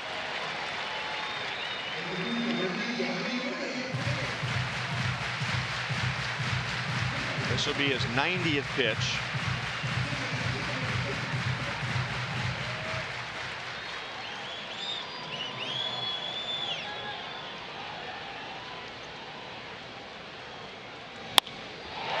To right field, but right at Reddick. Well, Moss has had 2 hard hit outs. Lorenzo Cain breaks up the no-hitter with a triple with 1 out. And then with 2 down, Mike Moustakas gets another 2-out RBI for the Royals.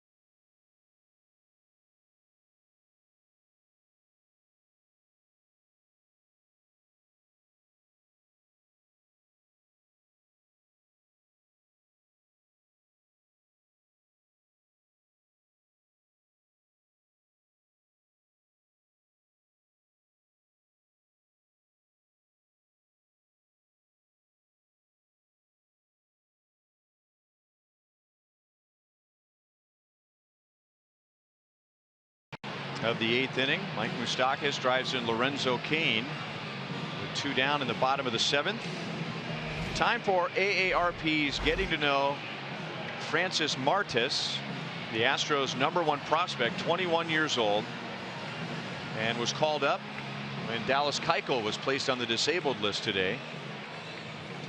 And he doesn't look like a 21-year-old, just called up to the big leagues for the first time. No, you know what? He's a big barreled chest guy. That's what I heard. But he's got tremendous stuff, and it won't be much longer. And he'll get his start. 7 outstanding innings for Jason Hamill. And now Soria hits the top of the 8th inning. He's a Chevy call to the bullpen. Jason Hamill, 1 run, 4 hits in 7 innings. A second consecutive start without a walk. And the only run scored by the Astros was on a balk. 1-1 on Alex Bregman. Extremely good outing. I mean to tell you. That as back-to-back outings like that, this is really good at the right time. They need Hamill to step up, and he's doing it. Fantastic. No walks. 2 consecutive starts. That's tremendous. Back-to-back quality starts for the first time this year against Hamill, and against 2 premier offenses, the Cleveland Indians and the Houston Astros. 7 innings ties his season high. Chop foul wide of third. 2 balls and 2 strikes on Bregman. He is singled to center field and flied to deep center field, where Kane made a running play and then banged into the wall.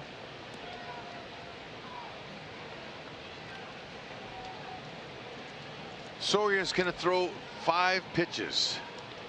Fastball, slider, curve, change, split finger. Curveball, sometimes he'll flip up there in the upper 60s, lower 70s. It's slowing.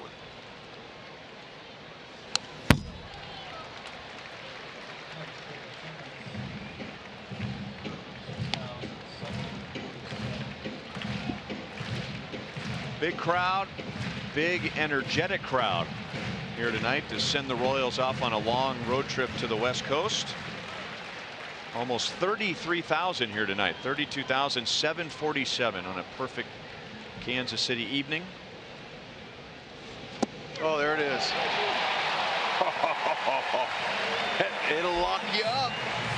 That's what it's designed for. He'll either throw that sometimes first pitch or last pitch, and usually it's down in the dirt, but this one was a beauty. Just locked him up. Bregman. Look at that, over the top, 12-6. You got to go.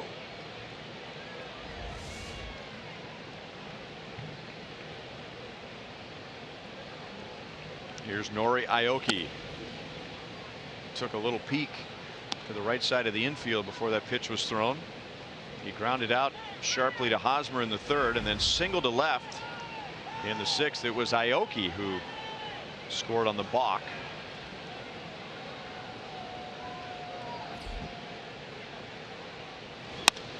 Oh, lined up the left field line. Oh, foul by less than a foot.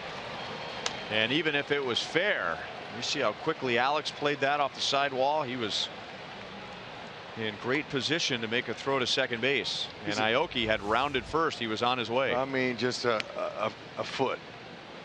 Alex is a ball magnet. I'm not surprised. That ball, he's on that ball always.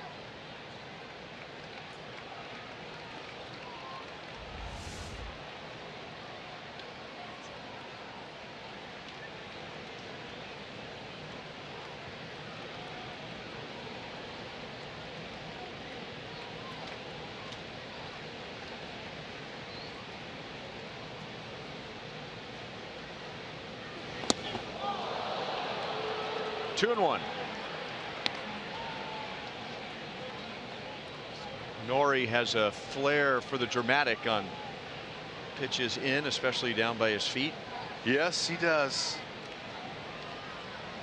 Brings back some memories. He was a lot of fun, wasn't he? He was a blast. And you know what? What's good about a player like that? He's fun to watch, but he's had a wonderful personality, a great disposition. 2-2. He is now 2 hits shy of 2,000 hits between the big leagues and Japan. He had almost 1,300 hits in Japan and 713 in the big leagues. Back-to-back strikeouts, 2 down in the 8th inning.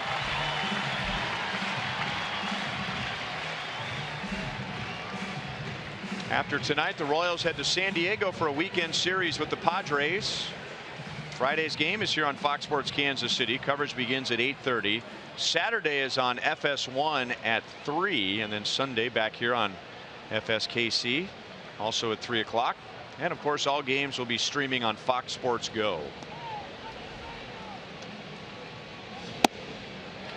Big swing by George Springer. He is 0 for 3 with 2 strikeouts. Joaquin looks good. I like his tempo. He's not messing around. He's not walking around the mound. He's getting the ball and throwing it.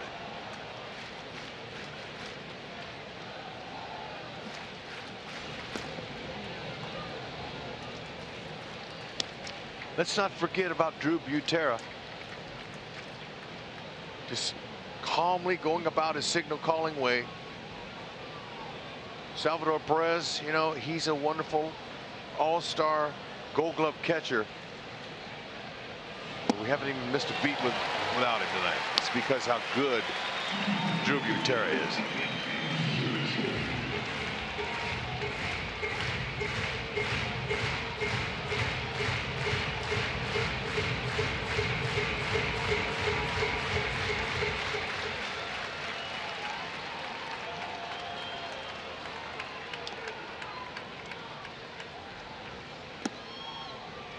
Two balls, 2 strikes.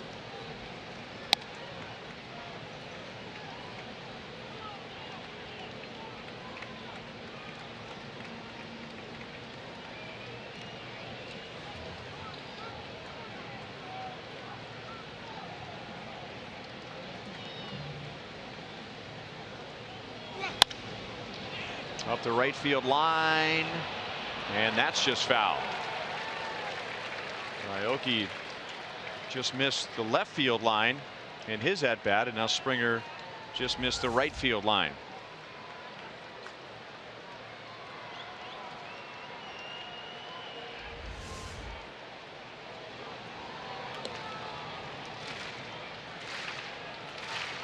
This could be Springer's last chance to extend his hitting streak. 12 games.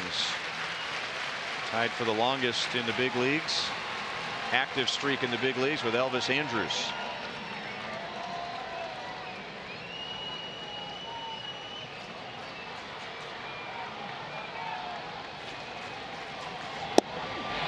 Strike 3 called. And against the most potent offense in the American League, Royals pitchers tonight have held the Astros to 1 run on 4 hits in 8 innings. Springer, you got to go.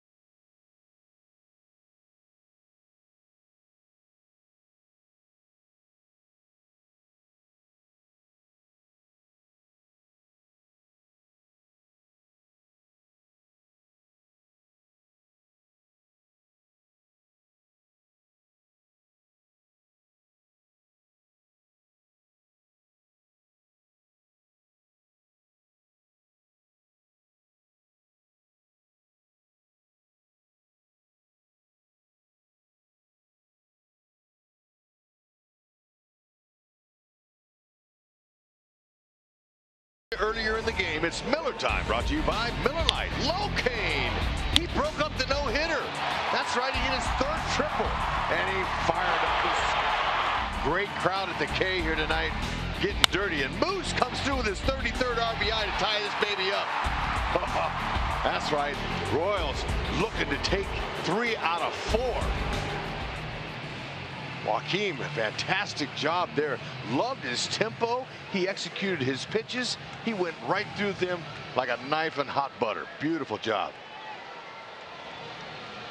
Jake Marisnick takes over in center field, so Springer goes to right, Reddick goes to left.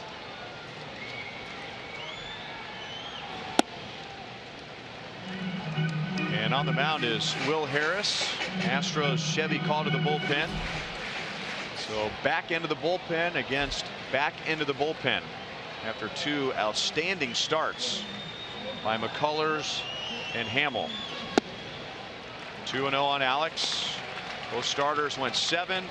Both starters allowed 1 run. He's got that good cutter. It's a natural cutting action to his fastball. 88 to 93 with that pitch. Big curve.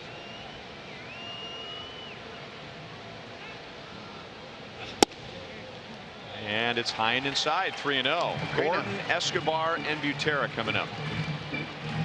Anything you do to get on base, it don't matter at this point. I wouldn't say green light here. I'd make him throw a strike or 2. Not to mention, everything that comes out of Harris's hand is moving. Alex, much better approach tonight. Hit some balls hard, went foul to the opposite field. See if he can get on base. 3-2. It's okay, man. We made him throw a couple strikes. And those are not good pitches to swing at right there. Yeah, that's a jam shot right there. See if he can fight something off to the opposite field. Just roll one over there.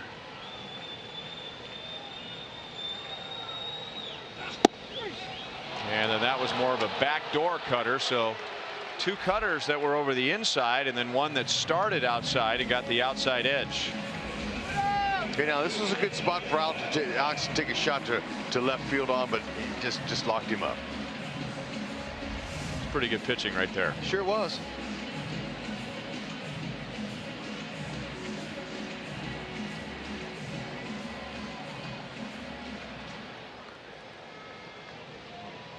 Escobar grounded back to McCullers in the 3rd inning, and he walked in the 6th.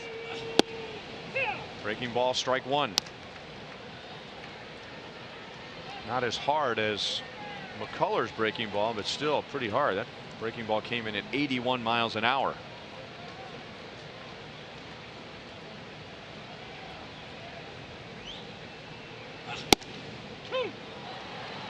Oh, and 2. 6 games versus the Royals this year. The Astros bullpen has been getting tattered and battered. 8.06 ERA.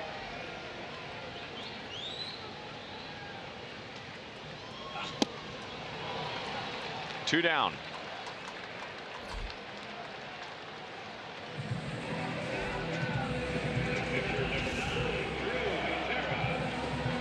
Esky has been a sucker for that high one this year. He liked it.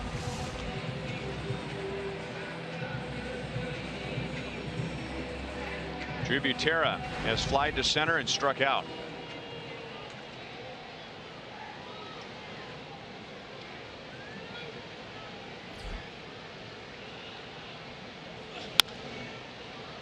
Pulled foul past Mike Jershely.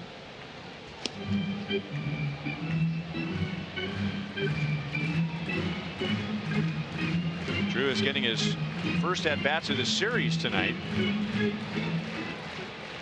He was just 1 for 7 in the Tigers and Indians series. Salvador Perez out with a sore left thumb tonight. Down and away, 1 ball, 1 strike.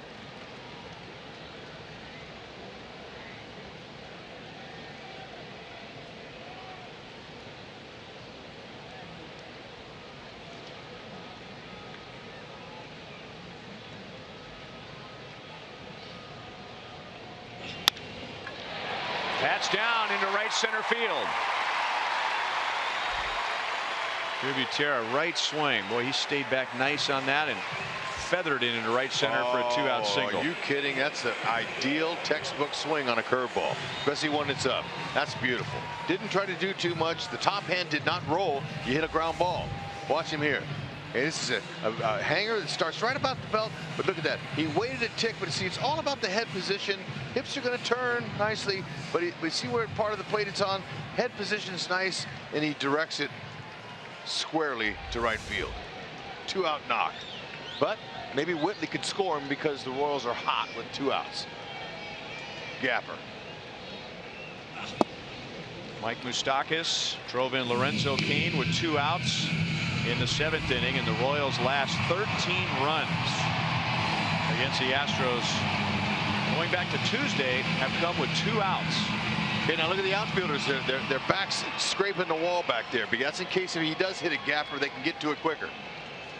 Try to keep Drew from scoring from first.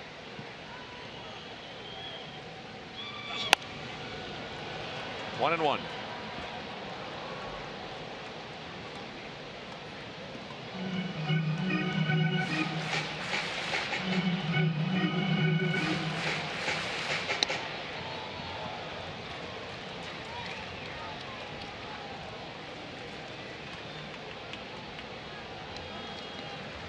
Kelvin Herrera getting ready for the 9th inning. The Astros will have Reddick, Altuve, and Correa.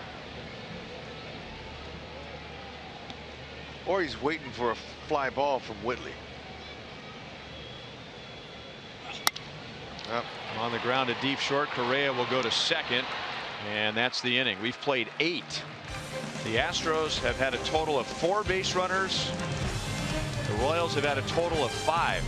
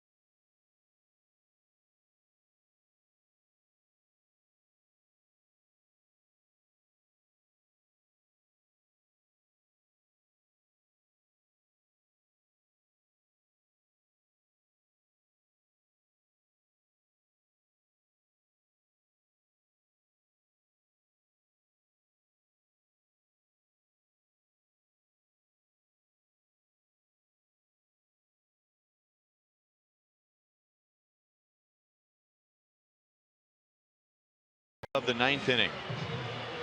Refreshing saves from Price Chopper and Aquafina. Sign up at mypricechopper.com to save on Aquafina when the Royals get a save. A non-save situation for Kelvin Herrera, who saved last night's game. Royals winning 7-5. And he'll get the Astros 2, 3, and 4 hitters. Like how that fastball was electric last night. He was upper 90s, 99, 98 with some movement. Nice changeup he's got in the upper 80s. Occasional slider. See if he can hold him right here. That's his job with a tie score in the 9th inning at home. Because when you're in your home ballpark, there's no chance for you to save the game because you're going to hit a walk-off. Only chance. 98 miles an hour to Reddick. He is 1 for 3.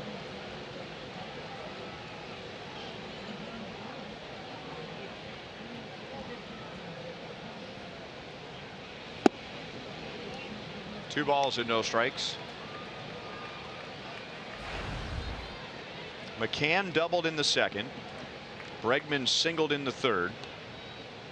Aoki and Reddick both singled in the sixth. Those are the only base runners for the Astros, who lead the league in batting average, runs scored, doubles, home runs, slugging percentage, on base percentage, you name it.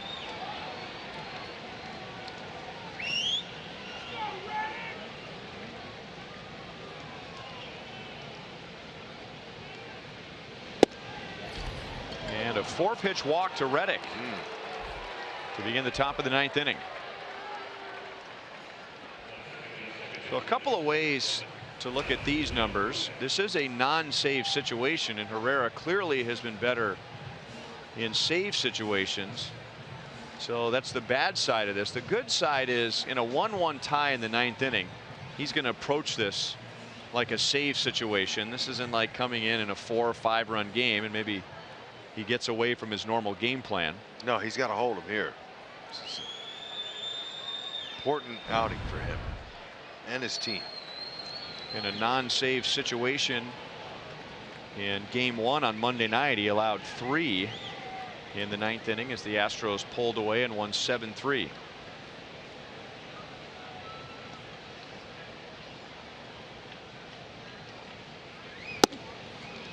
And he's missed with 5 straight.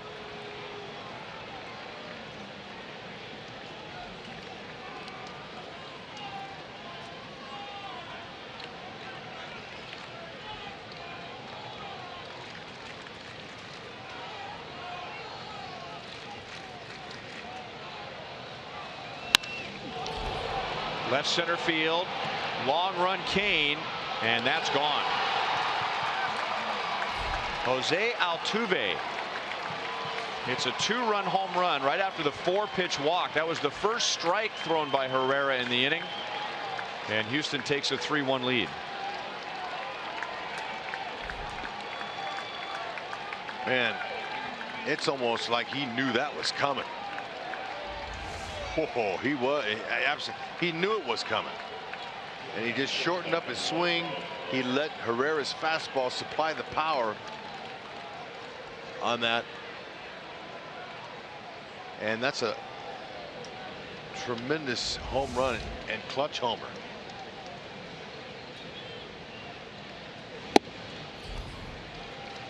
Throws it by Correa, who is 0 for 3.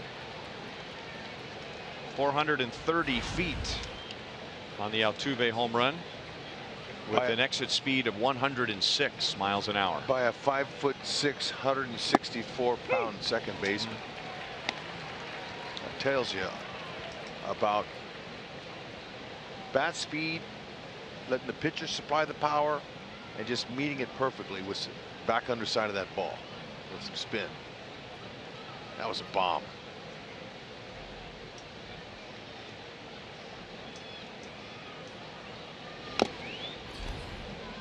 Butera maybe on the shoulder.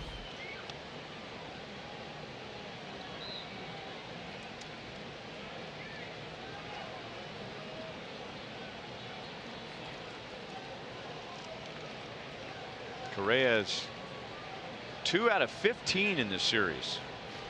He was the American League's Player of the Month in May.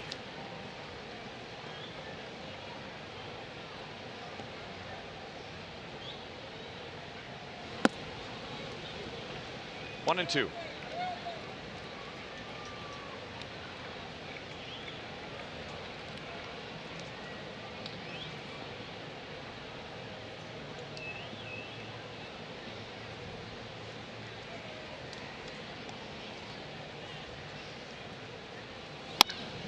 And that's drilled to center field, and Kane got caught in between. And Correa is going to end up at third base with nobody out. Lorenzo charging it aggressively, and how it looked like he realized he didn't have a play, and then he was stuck in no man's land. And then all you can do is just try to knock it down with your glove. Yeah, he went for the catch there, and there was no way. Ball was hit way too hard. They are squaring Herrera's fastball up, and you know, they've been getting the damage off of Herrera has been on his secondary pitches, on his slider and his changeups this year. Really, they've only jumped on his heater one time, but for a homer. But tonight, he just doesn't look confident.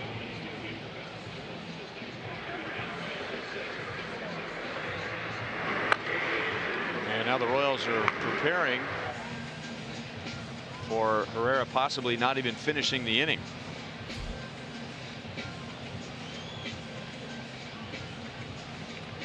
A walk, a home run, and a triple. Correa's first of the year.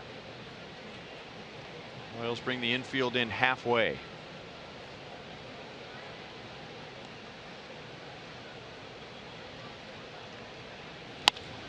And McCann, center field, medium deep. Here comes Correa, and the throw tails away from home plate, cut off by Hosmer. And the Astros have 3 in the 9th inning. And for McCann, that's 5 runs driven in the series.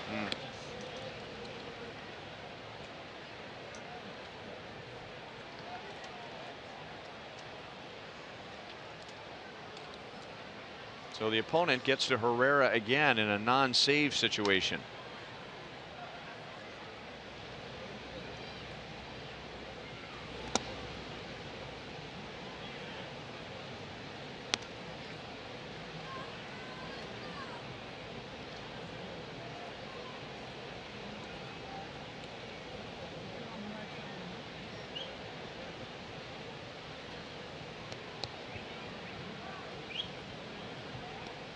Evan Gattis is 0 for 3. 1-1.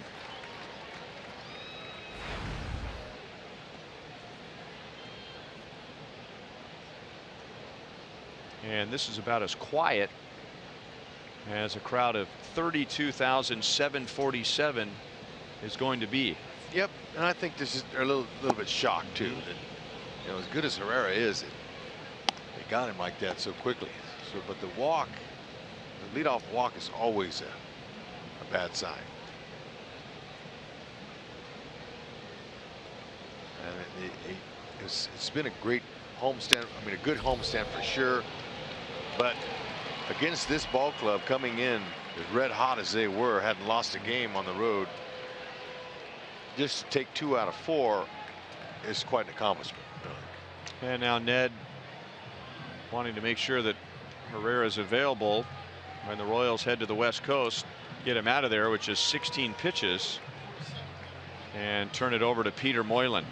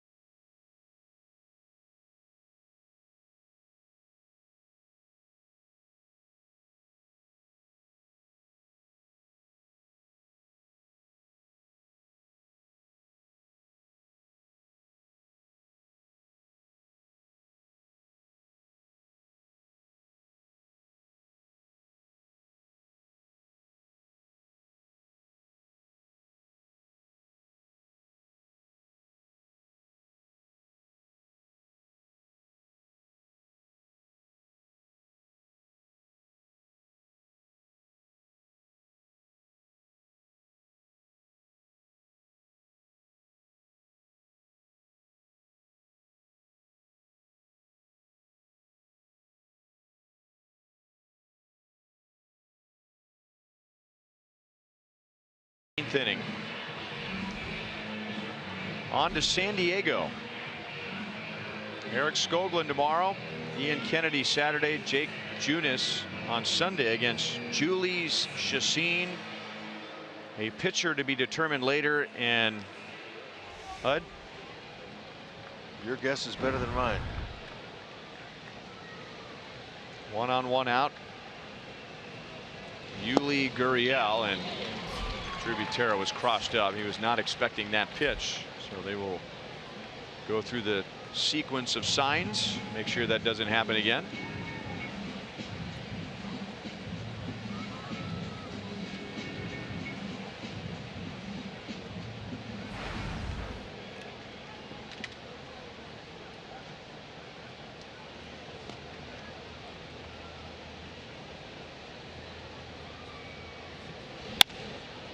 And that's past Hosmer. Gurriel is digging for second base, and the Astros have hit for the cycle in the 9th inning. Along with a walk, a home run by Altuve, a triple by Correa, a single by Gaddis, and now double by Gurriel. He went with this pitch nicely. Well, he's some kind of hitter. Bat stays in the hitting zone a long time. Just to bring that bat all the way around from coil over his head like that, he's got some talent. No wonder they found a place for him at first base. Extends his hitting streak to 9 games.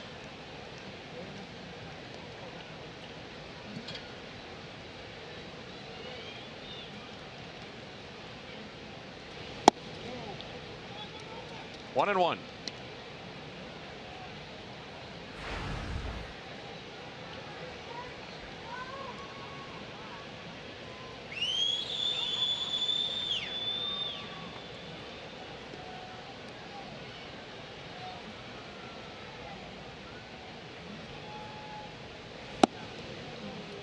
Two and one on Bregman.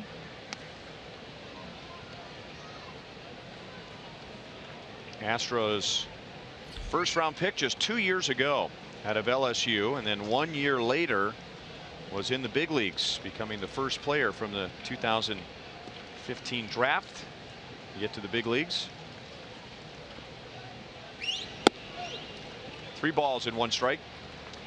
And you know, when we saw them the first week of the series, the season this year, you know, young unproven players, you never know what's going to happen. I thought that they were going to be able to pitch around him and find some holes, but so far he's hung in there. He's holding his own. He's got a nice short compact swing, plays a good third base. He's got a nice arm and runs well. And now the bases are loaded with 1 out, and Bregman has got a chance to play quite a bit in this series when Marwin Gonzalez landed heavy sliding on Monday and hurt his wrist. So 3 runs in, and now the base is loaded, 1 out. That's the second walk in the inning, and Jake Marisnick hits for the first time. Came on defensively in the bottom of the 8th inning in center field.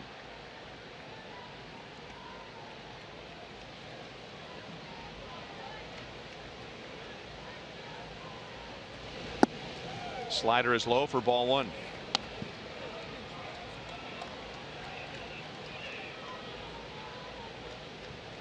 Alex Bregman played with Danny Duffy and Eric Hosmer on Team USA this year, the World Baseball Classic.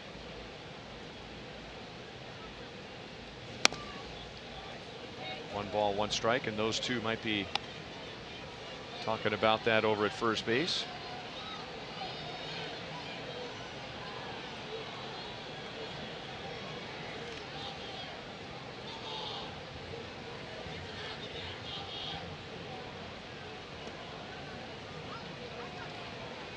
One and one on Marisnick. Blooped, and that is down. Gurriel going on contact, so he will score the second run on the base hit. Gaddis and Gurriel to the plate, and that's 5 for the Astros in the 9th inning. Floodgates have opened. 4 charged to Herrera, so Herrera gives up 4 runs in 1/3 of an inning. Ball just stayed right center, cut down the middle. Rizek inside out swing, looked like he was trying to punch it out there, and he did.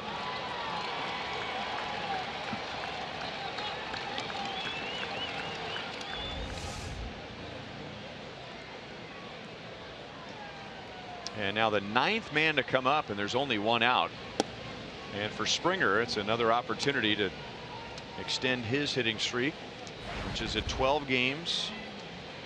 Tied with Elvis Andrus of the Rangers for the longest current streak in the major leagues.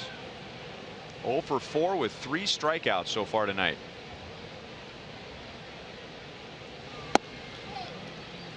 Two and 0.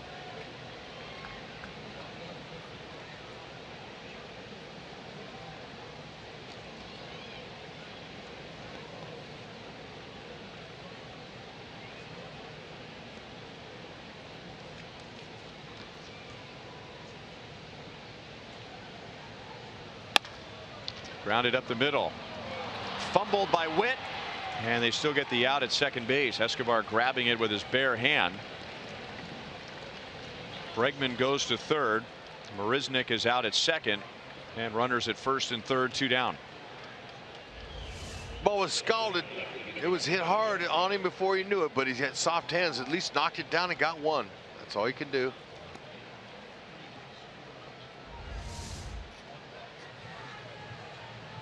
You know, when Springer was hitting, is reminding me, we were talking about Edison Volquez earlier tonight when McCullers was working on a no-hitter.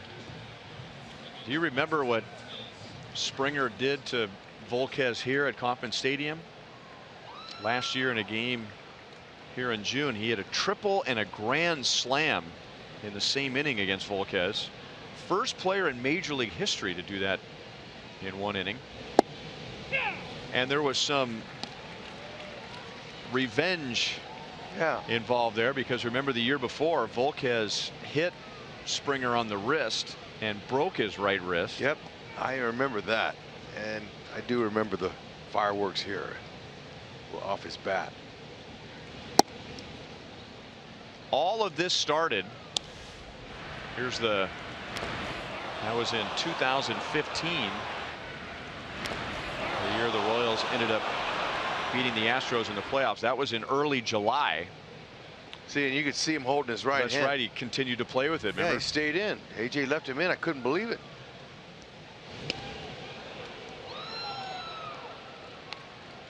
So he waited a year and got him back. I'll say.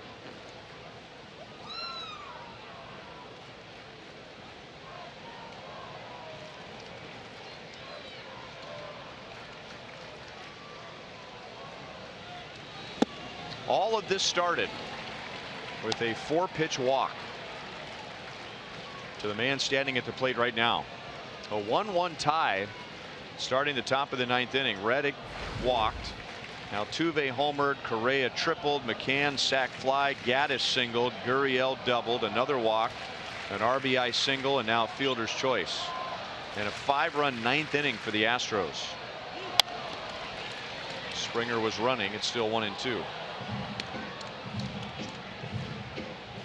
And that was the first walk all night for a Royals pitcher when Reddick reached in the 9th. Chris Davinsky on the right, and Francis Martis, who we were talking about, just called up by the Astros, on the left.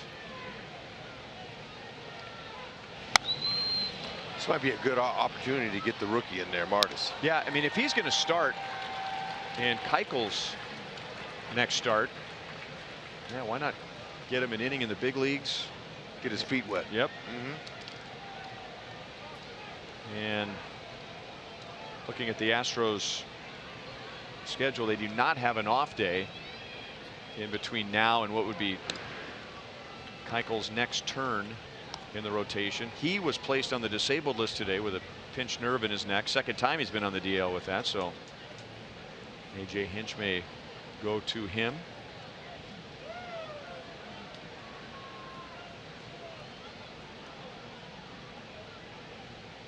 Springer runs and a strikeout. The Astros bat 10 and they score 5.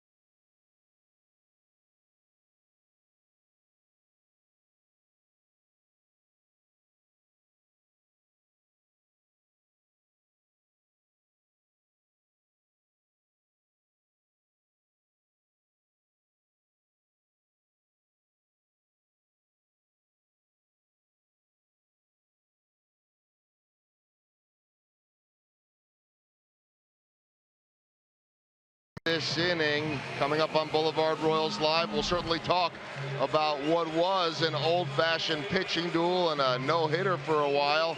But in the end, it's Jose Altuve delivering again. Do the Royals have a big comeback in them? Jeff Montgomery joins me to break it down. Hey guys, we thought we'd have that great pitchers duel last night. It didn't happen. We got that tonight. We sure did. As far as the starters go, this is Chris Davinsky. Upstairs to Bonifacio. Jason Hamill, 7 innings, 1 run, 4 hits. No walks for a second consecutive start. Lance McCullers, 1 run, 2 hits in his 7 innings. 8 strikeouts. He took a no-hitter into the 7th inning. He got Bonifacio to ground out to third to begin the 7th inning, but then Kane tripled, and with 2 outs, Moustakas singled to tie the game at 1.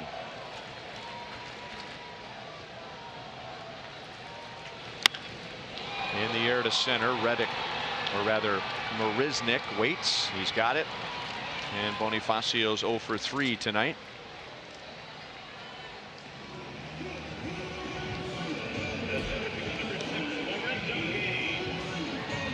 Davinsky's got a great changeup. I mean, he's got a great one. And you know, I found out that he learned that changeup by throwing a hacky sack with his mom. A hacky sack, you know, a little hacky sack. And you know,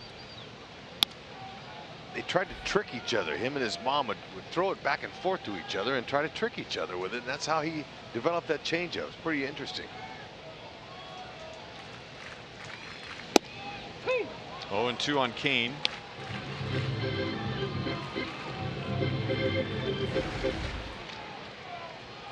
Kane tripled to left center field with 1 out against McCullers. It's got a good fastball and slider.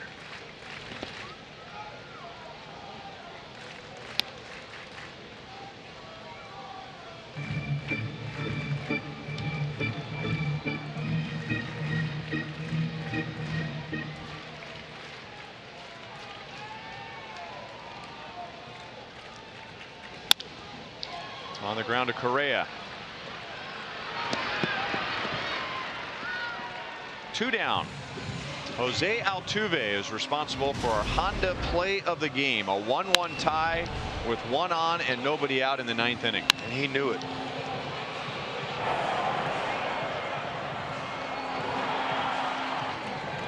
That's a big part of the yard for such a small player in stature and size, but he plays big.